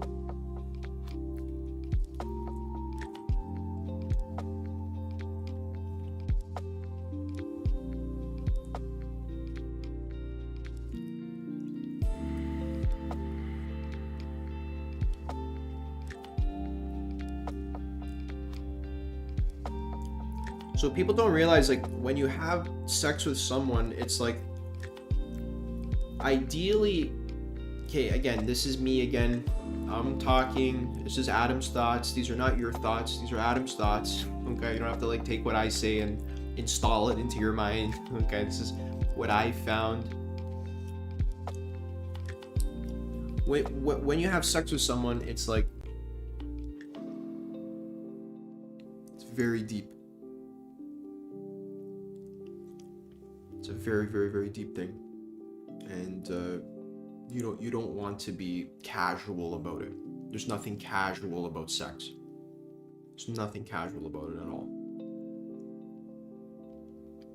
It can be casual only in the context of like having a very deep relationship with someone. If you're like been married to someone for like years, then you guys can have casual sex, you know, spontaneous sex, but then it's not casual anymore. Then it's just divine. It's like the divine has become casual because it's so divine. You know, that's like that full circle thing. But you can't just be spreading your sex energy with all these people. You can do whatever you want. I'm not here to tell you what to do. Please don't let me tell you what to do. Go fuck.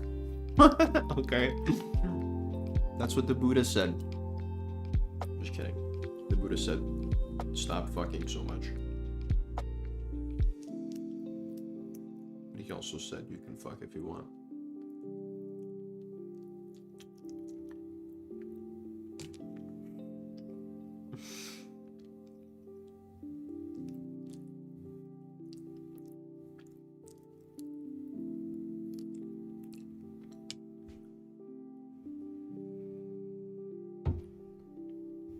When you want sex, I think it's important to like explore that want deeper. So I encourage you not just to stay on the surface of like, I want sex, but go deeper into the feeling of what's underneath that. What's behind that? What?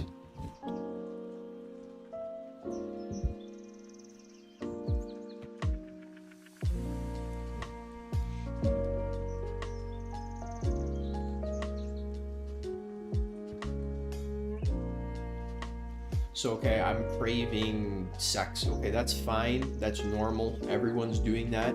If we didn't crave sex, then there wouldn't be any humans around, right? We all crave sex. It's normal. It's fine. But look deeper, though. What do you really want? What do you really want?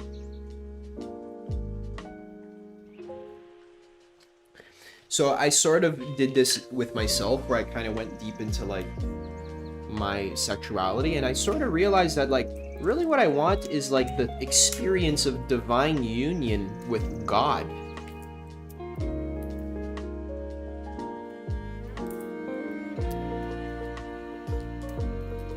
So now the question is, how can I make my life about experiencing divine union with God as frequently as possible?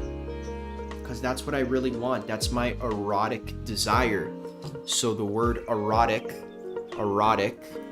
is derived from the ancient Greek eros, which basically is the universe's evolutionary impulse, right? So like God grows and expands infinitely because God is infinity, right? So it's growing infinitely. It's always growing. Infinity is always growing, and it's becoming more and more infinite because that's how infinite it is. So your impulse as God, because you're a part of God, right? Whole, part, these dualities collapse, right? The whole and the part. Both. The finger is also the hand, but it's also not the hand.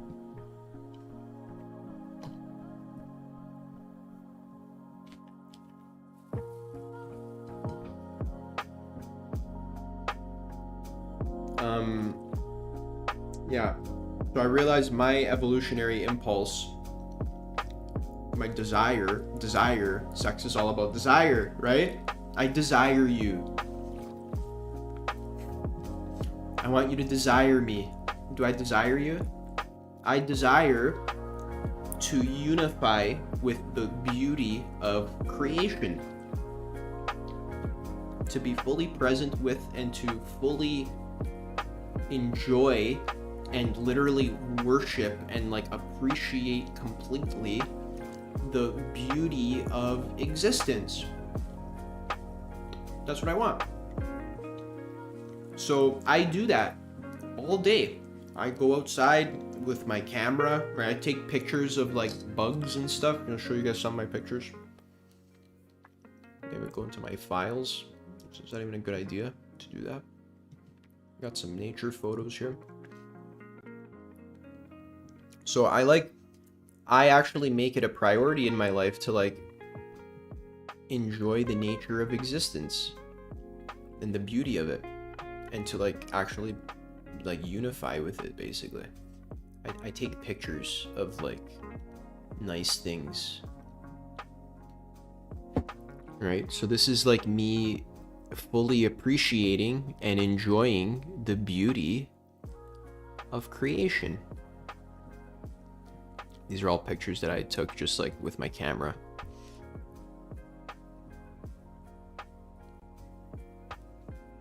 Right?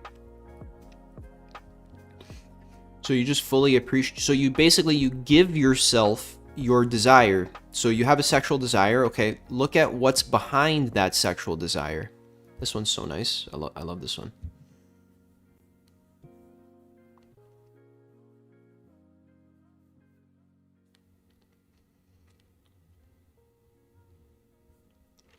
I don't think it was maple. I think it was pine. It was definitely pine.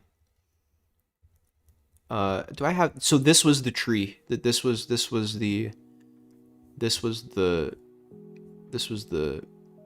tree. And then I figured, I actually literally zoomed into this like this. I actually just went closer and closer and so forth. I like going close to things, right? So that this is, so you're witnessing like I know it's kind of personal to say, but you're basically witnessing like my desire. Like this is my drive. Like I want to fully appreciate the beauty of existence, how it looks, how it smells, how it tastes. You know, like I literally go and I try like the leaves to see how they taste. You know what I mean? So look at this. Ah, right? Gorgeous. So this is me like literally enjoying my existence essentially. These are so nice. Yeah. I got this crazy one I want to show you of these insects. See if I can show you. Look at this one. This one's so cool.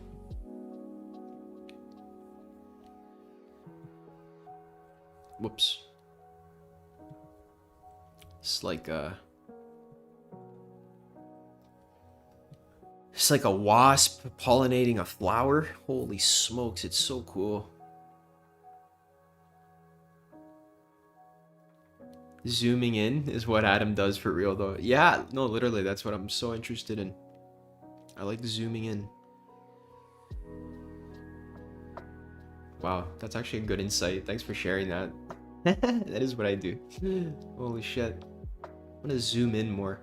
I'm actually gonna buy like a macro lens for my camera, like a 200mm, and just go really close to like fucking flowers and just go in. Like I like going in, right? There you go. Oh, my masculine desire, right? I want to go in. I want to see. I want to understand. I want to go deeper. I want to see what it is. You see how that's all connected? There's a praying mantis here. Look at this. It's a fucking praying mantis, guys. Look how cool this is. Bro, it's a fucking praying mantis. Holy shit. Yeah, thanks again, Chris. Nice one. I like this one. It's like, I love these stickers, bro. They're so cool. There's so many nice ones.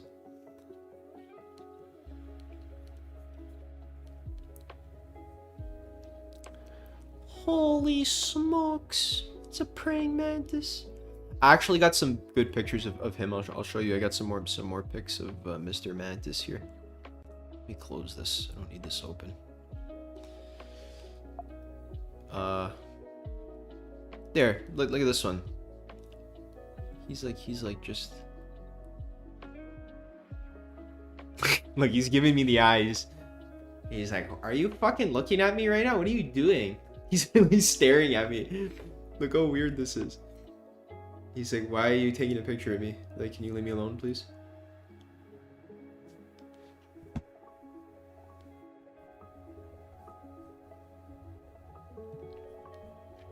I think I got a video. You guys want to see him move? Yeah, I did get a video. Can I full screen this?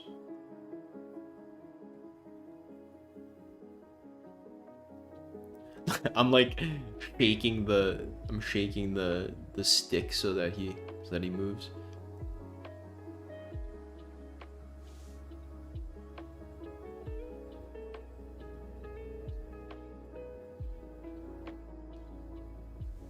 Still new to photography, figuring out how to keep them in focus and stuff.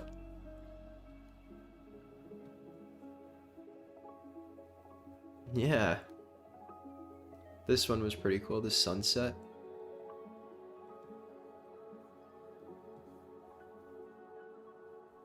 I like this one.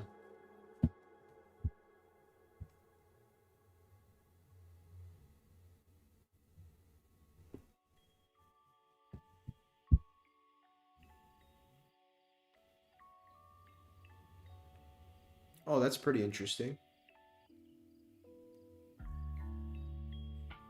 That's cool. I like praying mantis. I love this music we found today, guys. I'm gonna put the volume up a little bit. It's being cute.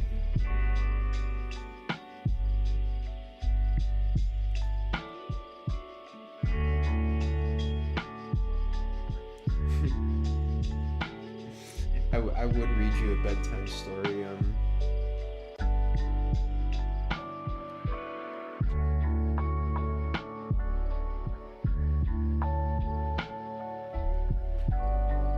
a short one, okay?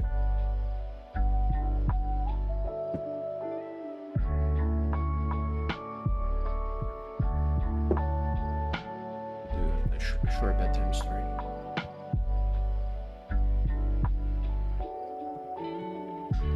Have the sunset in the background, it'll be nice.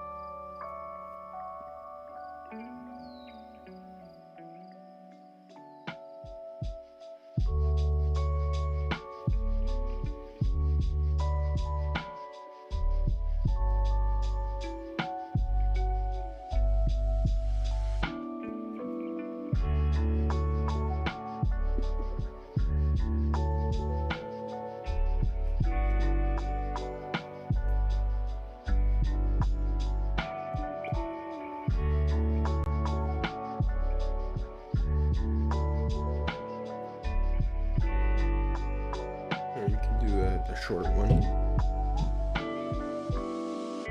Do not think of the past. Do not worry about the future.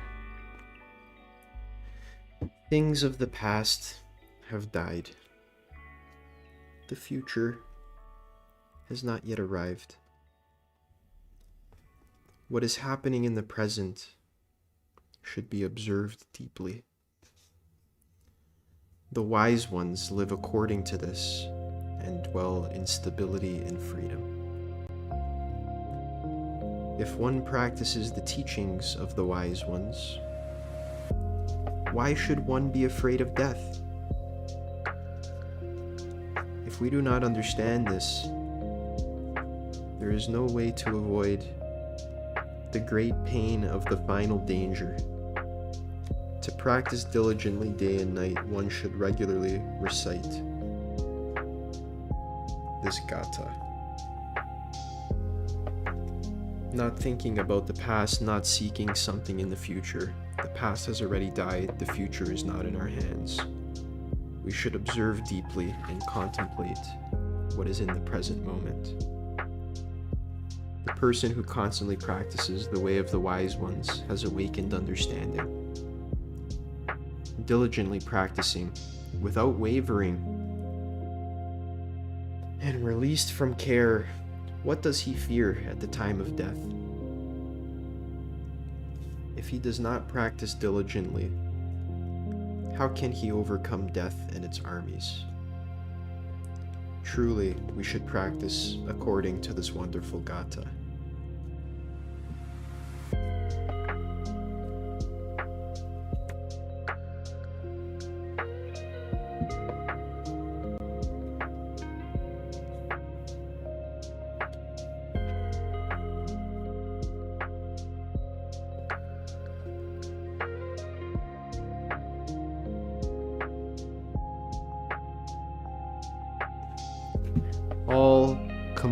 All things are like a dream, a phantom, a drop of dew, a flash of lightning. That is how to meditate on them. That is how to observe them.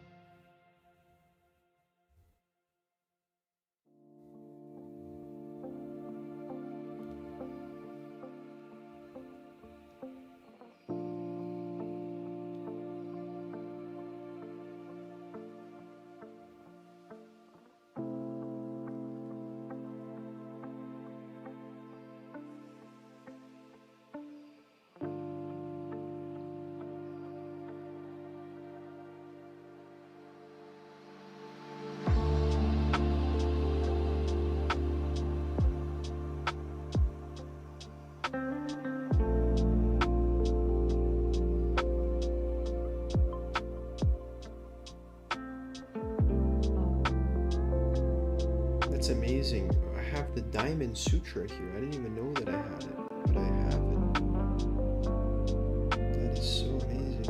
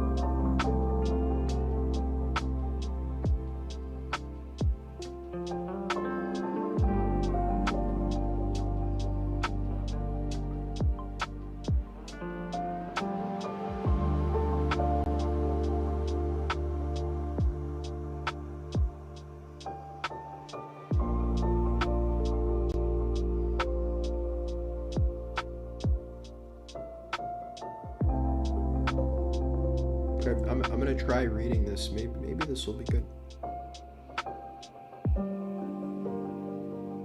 Dialectics. Okay, no. This is very complicated.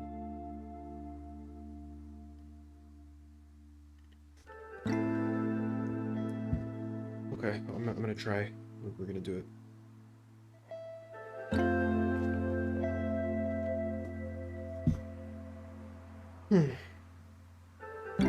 So this is the Diamond Sutra. It's a very famous Buddhist sutra. This has been passed down for thousands of years, by the way. This is what I heard one time when the Buddha was staying in the monastery in Anathapindika's park in the Jeta Grove near Shravasti, with a community of 1,250 bhikshus, monks, fully ordained monks. That day, when it was time to make the rounds for alms, the Buddha put on his Sangati robe and, holding his bowl, went into the city of Shravasti to seek alms food, going from house to house.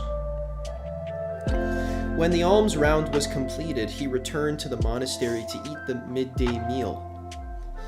He put away his Sangati robe and his bowl, washed his feet, arranged his cushion, and sat down.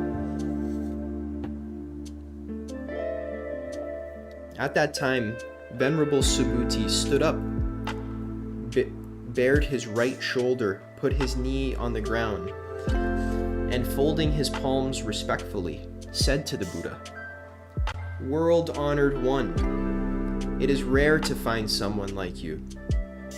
You always support and show special confidence in the Bodhisattvas. World-honored one, if sons and daughters of good families want to give rise to the highest, most fulfilled awakened mind, what should they rely on, and what should they do to master their thinking?" The Buddha replied, "Well said, Subhuti. What you have said is absolutely correct. The Tathagata always supports and shows special confidence in the Bodhisattvas. Please listen with all of your attention, and the Tathagata will respond to your question. If daughters and sons of good families want to give rise to the highest, most fulfilled awakened mind, they should rely on the following and master their thinking in the following way." The Venerable Subhuti said, "Lord, we are so happy to hear your teachings." The Buddha said to Subhuti, This is how the Bodhisattva Mahasattvas master their thinking. However many species of living beings there are, whether born from eggs, from the womb, from moisture, or spontaneously, whether they have form or do not have form, whether they have perceptions or do not have perceptions, or whether it cannot be said of them that they have perceptions or that they do not have perceptions. We must lead all these beings to the ultimate nirvana so that they can be liberated. And when this innumerable, immeasurable, infinite number of beings has become liberated, we do not, in truth, think that a single being has been liberated. Why is this so?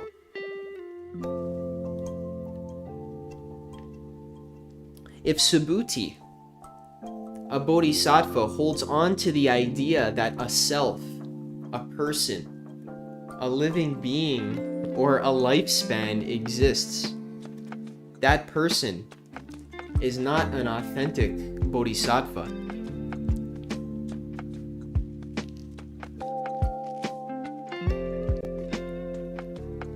Keep going. I need to feel that one for a second.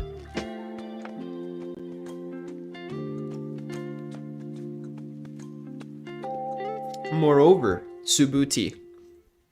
Oh my god, this is crazy. When a bodhisattva practices generosity, he does not rely on any object. That is to say, he does not rely on any form, sound, smell, taste, tactile object, or dharma to practice generosity. That, Subhuti, is the spirit in which a bodhisattva should practice generosity, not relying on signs. Why? If a bodhisattva practices generosity without relying on signs, the happiness that results cannot be conceived of or even measured. Subhuti, do you think that the space in the eastern quarter can be measured? No, world-honored one.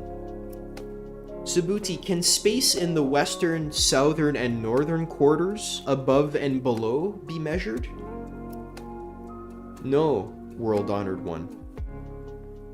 Subhuti, if a bodhisattva does not rely on any concept when practicing generosity, then the happiness that results from that virtuous act is as great as space. It cannot be measured. Subhuti, the bodhisattvas should let their minds dwell in the teachings I have just given.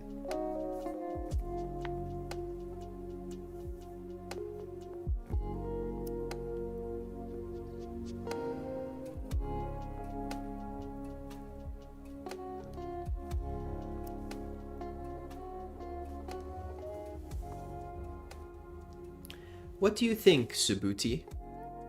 Is it possible to grasp the Tathagata by means of bodily signs? No, world-honored one. When the Tathagata speaks of bodily signs, there are no signs being talked about, the Buddha said to Subhuti. In a place where there is something that can be distinguished by signs, in that place there is deception. If you can see the signless nature of signs, then you can see the Tathagata. The Tathagata means like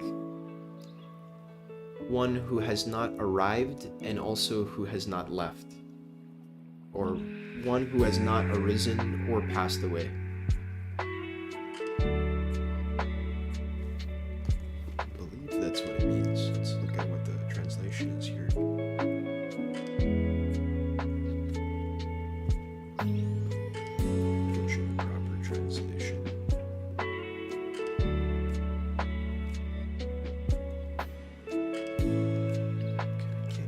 Can't find it, but Tathagata just means it's almost like the Tao. It's like the true nature of life, wisdom, love, and happiness. Only when we see the signless nature of signs do we have a chance of seeing the Tathagata.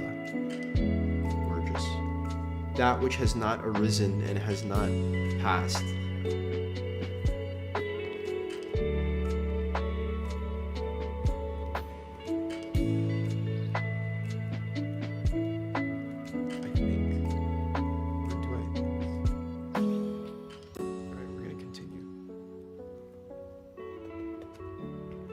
The Venerable Subhuti said to the Buddha, "In times to come, will there be people who, when they hear these teachings, have real faith and confidence in them?"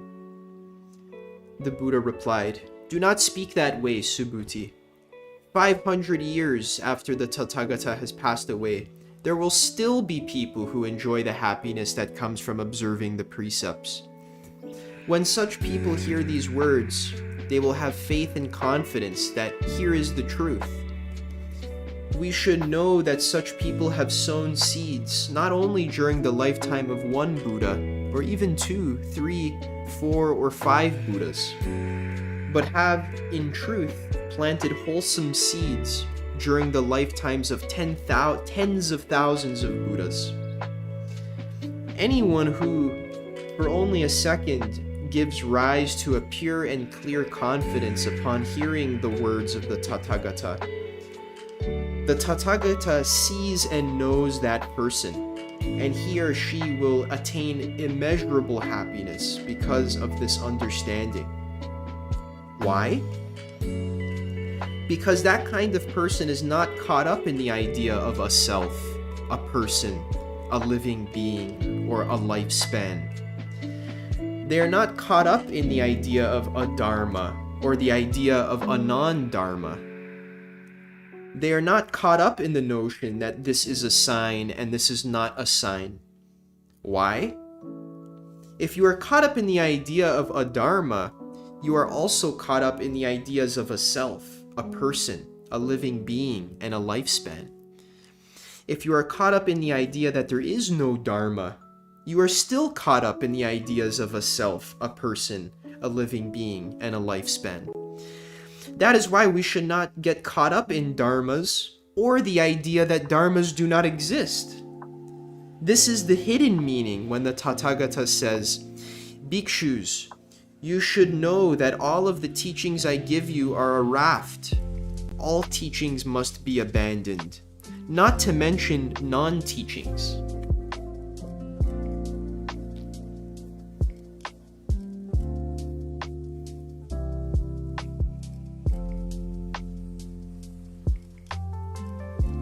What do you think, Subhuti? Has the Tathagata arrived at the highest, most fulfilled, awakened mind? Does the Tathagata give any teaching? The Venerable Subhuti replied, "As far as I have understood the Lord Buddha's teachings, there is no independently existing object of mind called the highest, most fulfilled, awakened mind, nor is there any independently existing teaching that the Tathagata gives. Why? The teachings that the Tathagata has realized and spoken of cannot be conceived of as separate, independent existences, and therefore cannot be described. The Tathagata's teachings is not self-existent, nor is it non-self-existent. Why? Because the noble teachers are only distinguished from others in terms of the unconditioned. What do you think, Subhuti?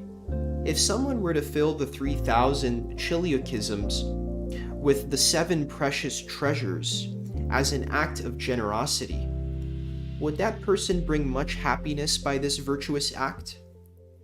The Venerable Subhuti replied, "Yes, world-honored one. It is because the very natures of virtue and happiness are not virtue and happiness that the Tathagata is able to speak about virtue and happiness." Whoa, let me say that one more time. It is because the very natures of virtue and happiness are not virtue and happiness that the Tathagata is able to speak about virtue and happiness. happiness. The Buddha said, on the other hand, if there is someone who accepts these teachings and puts them into practice, even if only a gatha of 4 lines, and explains them to someone else, the happiness brought about by this virtuous act far exceeds the happiness brought about by giving the 7 precious treasures. Why? Because Subhuti, all Buddhas and all Dharmas of the highest, most fulfilled awakened mind of all Buddhas arise from these teachings. Subhuti, what is called Buddha Dharma is everything that is not Buddha Dharma.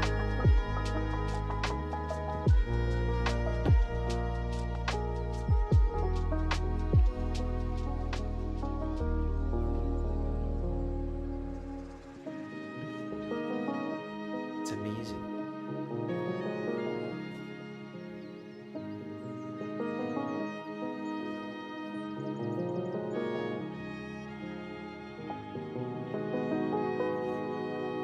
It's called Buddha Dharma. It's not Buddha Dharma.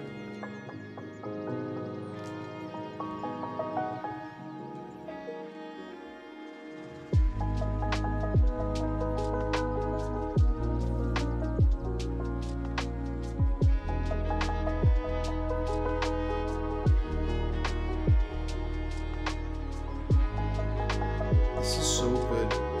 I like this. The Diamond Cutter Sutra.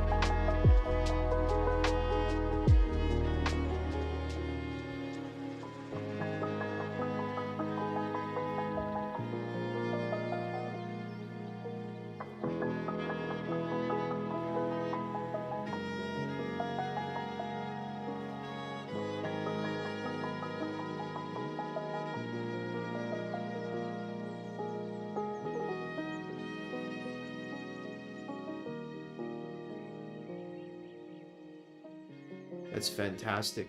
I'm going to continue reading this. Yeah, I'm glad you're liking it. You're welcome. Thanks for asking. Wouldn't have read it if you didn't ask. It's a bit long, and I would love to read the whole thing, and I think I will read the whole thing by myself. I encourage, if you enjoyed that, you can read the whole thing by yourself as well.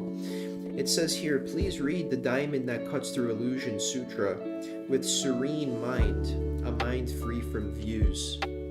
It's the basic sutra for the practice of meditation. Late at night, it's a pleasure to recite the Diamond Sutra alone in complete silence. The sutra is so deep and wonderful. It has its own language.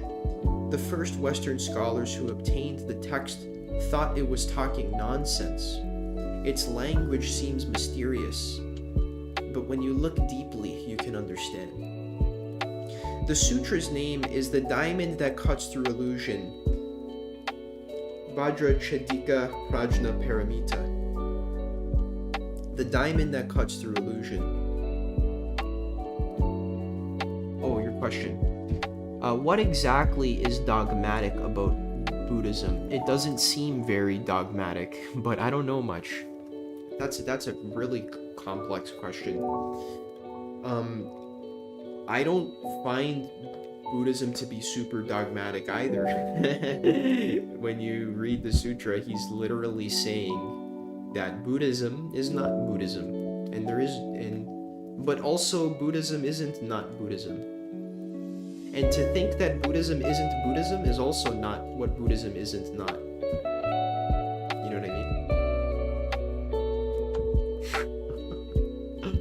Like, hold the view that Buddhism is true, but also, it's like, he's literally saying, don't hold the view that Buddhism is true, but also don't hold the view that Buddhism isn't true, and also don't hold any other view.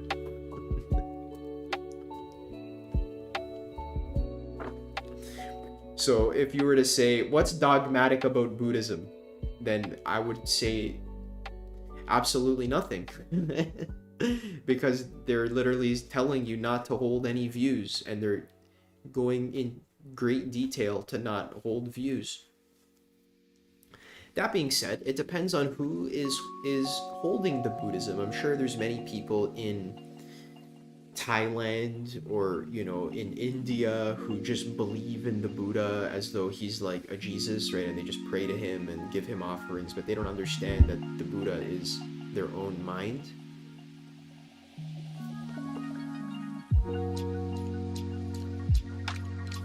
Yeah, so the Eightfold Path and stuff. So the Buddhism has different levels, and different appearances that are helpful for different people at different stages in their life.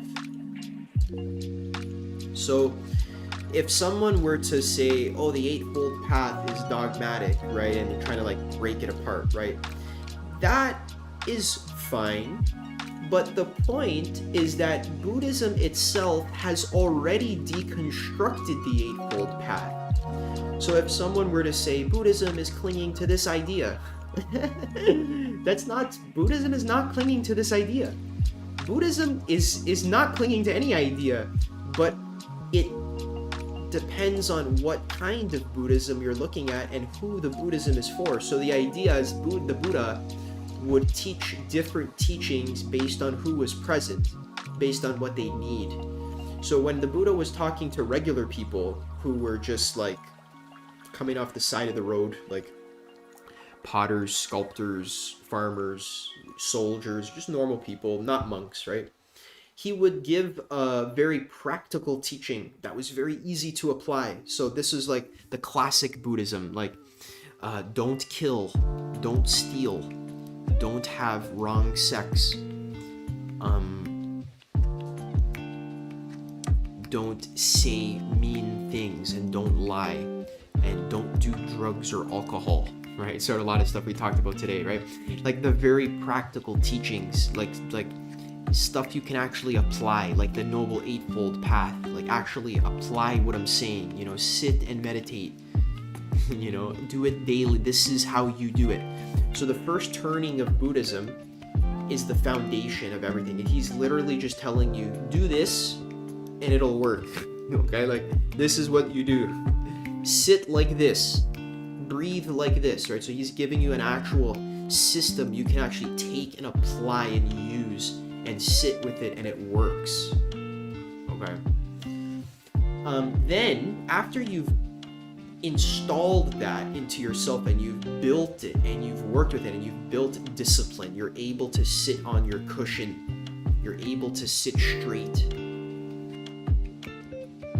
right? You're able to focus on the breath, you're able to label thoughts with mindfulness, you're able to pray and to take refuge in the Buddha, the Dharma, and the Sangha. You're able to do the actual practices. That's like the foundation. Then once that foundation is built, then what they do is they cultivate it even further and deeper by sharing it with all beings, and also by realizing that like they kind of just break it apart basically. So you build the foundation and then you see through the foundation. How do I explain this? So imagine it's like you're playing Minecraft and the Buddha is like the master of Minecraft, and then he comes and he shows you how to build the best house, right? So he shows you how to play the best, how to, I guess you could say play Minecraft really well, so that it's very beautiful, right? So he teaches you how to do that. You build a beautiful, gorgeous, serene house in Minecraft, and then in the second turning of the wheel, after the beautiful house has been built, and after you know how to play Minecraft well and properly, the Buddha gives you the second teaching, the next teaching, which is not given to everyone. This is not given to the random people off the street, the soldiers, the monk, it's only given to the serious practitioners, normally only in private, right? The Buddha then takes a smaller group of people who practice seriously and who know how to build a nice house in Minecraft, and he says, okay guys, this whole thing is a video game. This is not real. Like, this is not like we're this whole thing is just like poof. Right? And then he takes the whole group and just like they pop out of the game, right? And there is the whole, you see into the source code of the game, and it's just like boop. There's nothing there. It's just a video game. Right?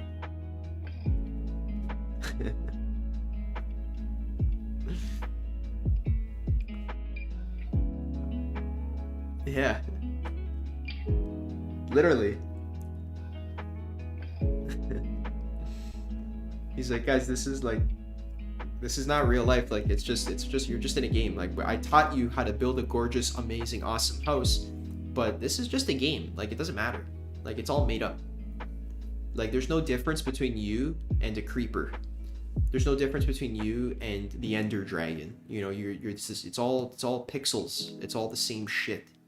It's nothing. It's made of just mind. It's made of consciousness. It's not even made of that. It's not even made of that.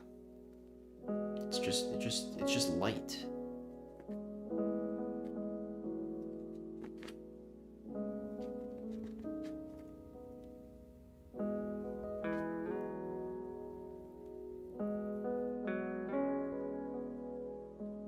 So then, here's the thing though.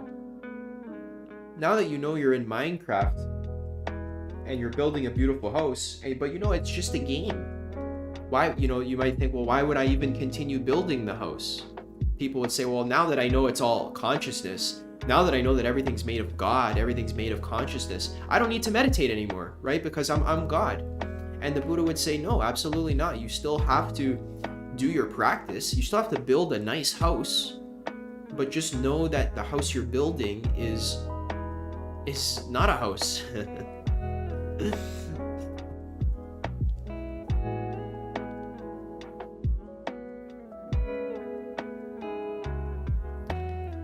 So beautiful. This is Minecraft, guys. The meaning is what you want it to be. Be creative and build. Glorify the beauty of consciousness. There you go. And you just kind of tapped into the third turning a little bit. So that would be the final turning, which is like glorifying the beauty of consciousness. Exactly. So now he sends the small group of monks, he sends them back into Minecraft. And now when you're fighting the creepers, right, and they're about to explode and they're about to kill you, that's meditation. That's your practice. Or when someone invades your server, right, and takes all of your diamonds in your chest, right? That's your meditation. That is the Buddha.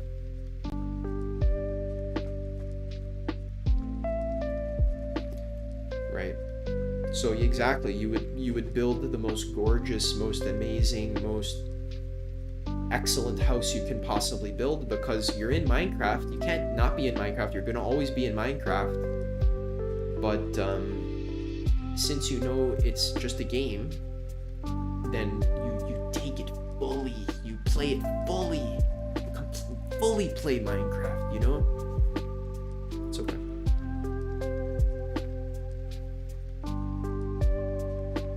Yeah, no, it's actually an interesting question. It's true, because like when you're like in the game, if you're in the game, it depends on how in the game you are. Because if your mind is really in the game and you feel like that's a chicken, you might still create karma. I think you're asking, like, you're basically what you're asking is like, if I kill a chicken in Minecraft, does that still create karma? Like do I still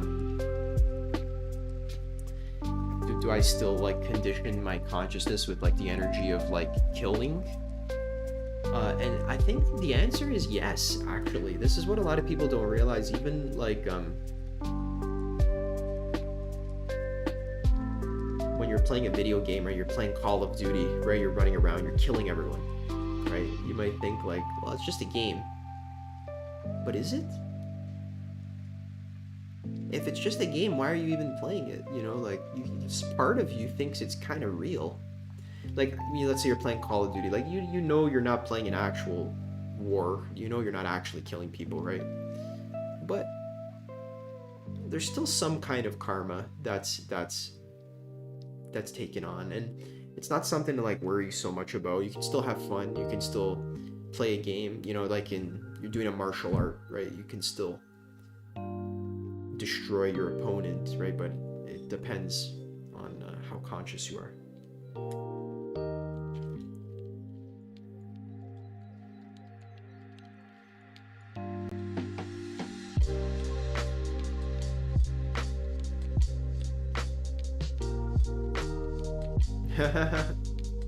No, I wouldn't go that far.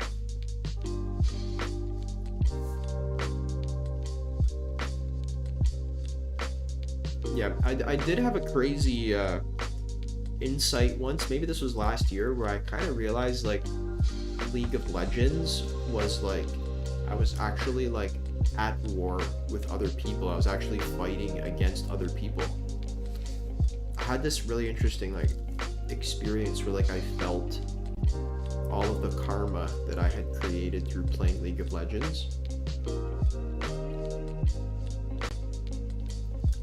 Like every single time I went like 10-0, right, and I just destroyed the game and I just like completely destroyed my enemies, I realized that there was actually another person like on the other end of the computer that was like getting destroyed and they didn't like it. So I was actually hurting other people. I don't know how to describe this. Like when I'm dominating in League of Legends, it's like there's another person on the other side of the screen who's like being dominated, and like they don't like that feeling, because then in the next game, you know, one game I would go 10-0, the next game I would hop in and I'd go 0-10, right? And then now there's someone else on the other team who's fucking destroying me, and I hate it and I'm fucking angry about it, you know.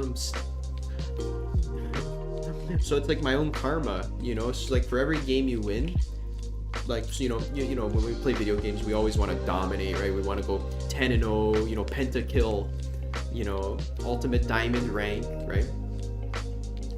Yeah. It is kind of the same. Like, again, I'm not saying good or bad. It would be a mistake to think that Adam is saying this is bad or good. I'm trying to just kind of open up like a sort of dimension of contemplation, just something that I discovered in my journey. Maybe you can think about it, or just something to chew on a little bit. But yeah, when you're let's say you're playing a sport, right? Recently in Toronto, I'm from Toronto, the Blue Jays have been doing really well in the playoffs, so a lot of people are like so happy. We're all celebrating, right? We just knocked out the New York Yankees, right? So we won, right? So now we're all happy. But think about the Yankees fans. They're all sad. You know, when your favorite team loses, you fucking hate it, you know? Like you're so sad. I remember when I was a kid, I used to watch the Toronto Maple Leafs in the playoffs, and they would always lose, and I was just always sad. But then recently, a few years ago, the Toronto Raptors won the NBA championship, and we were all happy, you know, celebrating. But it's like there was another team on the other side. I don't remember who it was. I have no clue who they were playing against. Maybe it was the Cleveland Cavaliers or something. I'm not sure. But they lost. So Toronto won, and then they lost. So they must have been so depressed in Cleveland. You know how sad that is to like lose in the finals? That's such a shitty feeling. So the whole city must have been depressed. Meanwhile, in Toronto, the whole city is happy. But then next year, Toronto's gonna make to the playoffs, and we're gonna, you know what I mean? See what I mean? One day you win, the next day you lose.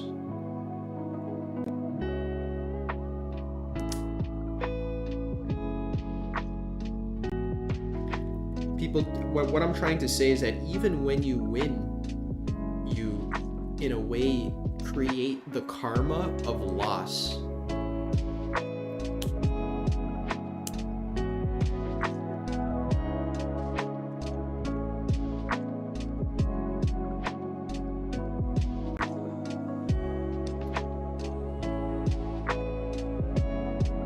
right? Like, because, like, I'm not saying you can't win, but I'm saying when you're attached to winning, when you're attached to, it's nothing, I'm not saying you can't win, and I'm also not saying you can't lose, but I'm saying if you're attached to winning and losing, you create the karma of every time you win, you're going to lose. You see what I mean? It's the attachment that's the problem. The winning and the losing is not the problem. It's being attached to winning and losing is what creates the problem. Yeah, I think it does apply to making money, because sometimes like you make money and you're happy, right? And then the next week you make no money and then you're sad, right? I'm a coach, right? So this is, you know, some weeks I make like $10,000 and then the next week I make nothing. It just depends on, you know, if people are wanting to work with me, basically, right? A lot of businesses work this way. Some months you make huge profits, other months you don't. I've had to learn through my experience not to be so attached to whether I make money or don't make money, but just kind of like realize there's like a circulation, right? The money's gonna come and it's gonna go, and it's gonna come and it's gonna go, and you know, the money comes today and then tomorrow I let it go, right? Because you have to circulate it around.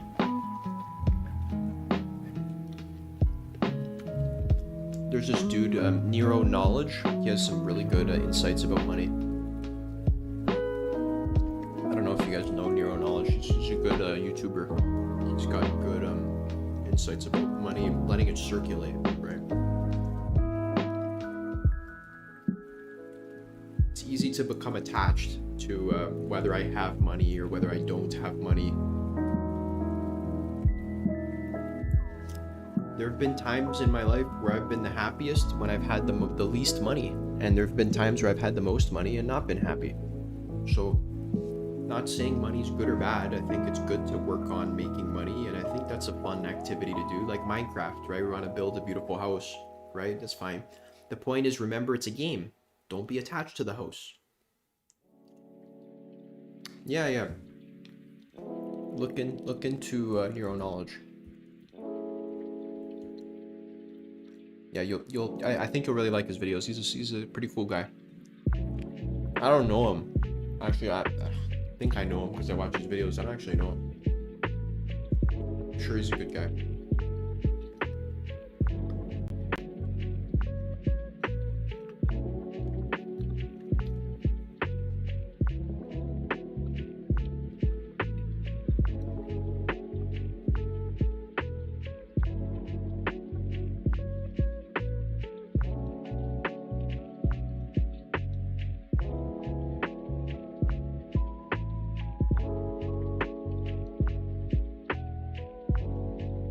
No, I wouldn't say he's a manifestation grifter. I think he's got some real wisdom.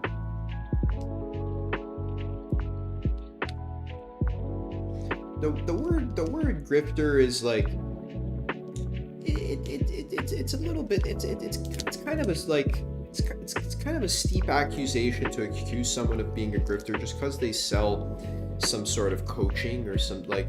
Okay, he's a manifestation coach, like I get it, but like he's not a grifter, dude. Like he's a smart guy. He's got real wisdom. He's really smart. You learn a thing or two from him.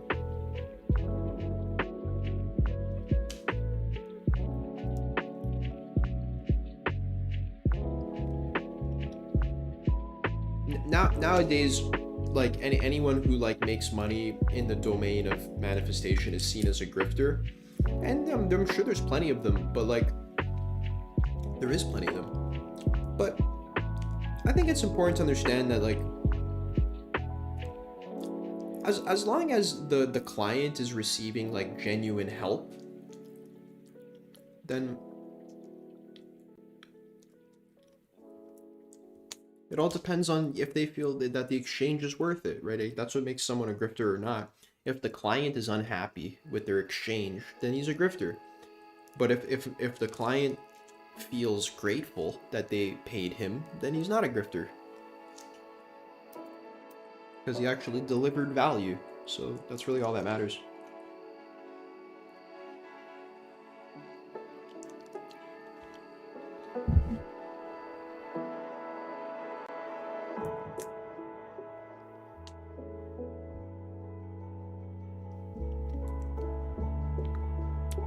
It's all good.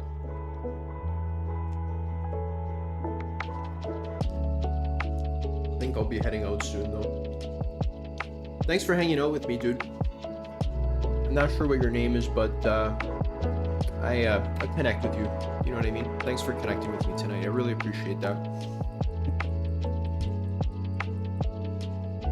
We had a nice discussion here. Thank you so much for listening. I had fun, and I think some people are gonna watch the replay and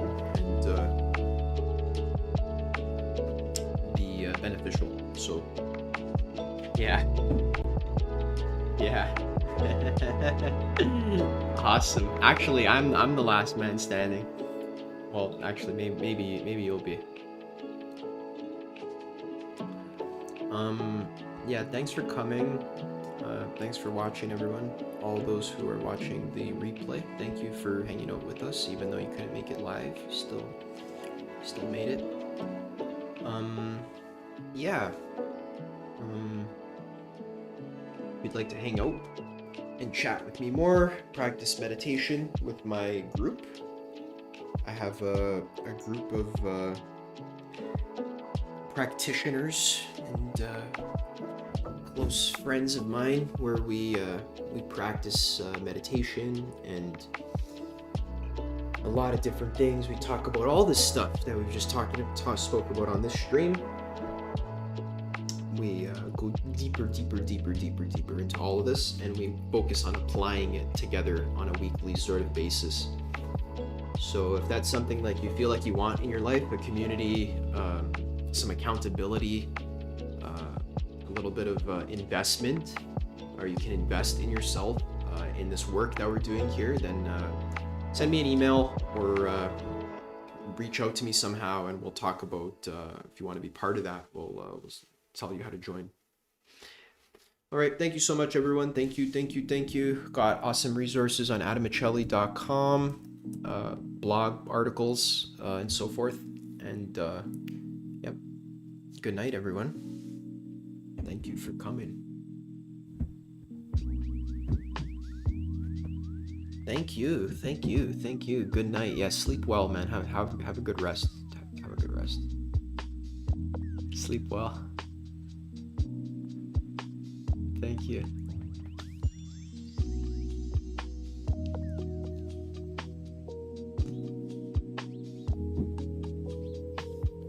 We'll just hope this stream has been beneficial for all beings, so just close it. Through this merit, may our lives be rich with awakening. Living thus, may we abandon all unwholesomeness. Through the endless storm of birth, old age, sickness, and death, may all beings be free from this ocean of becoming. Through this merit, may all beings be free.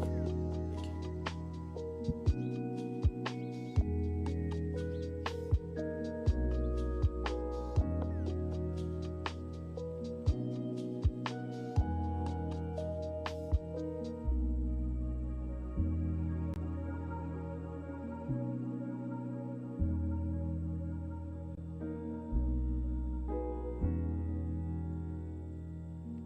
Sometimes I pray over food. Maybe I should a little bit more. Sometimes I do. It's a good practice. I should practice it more.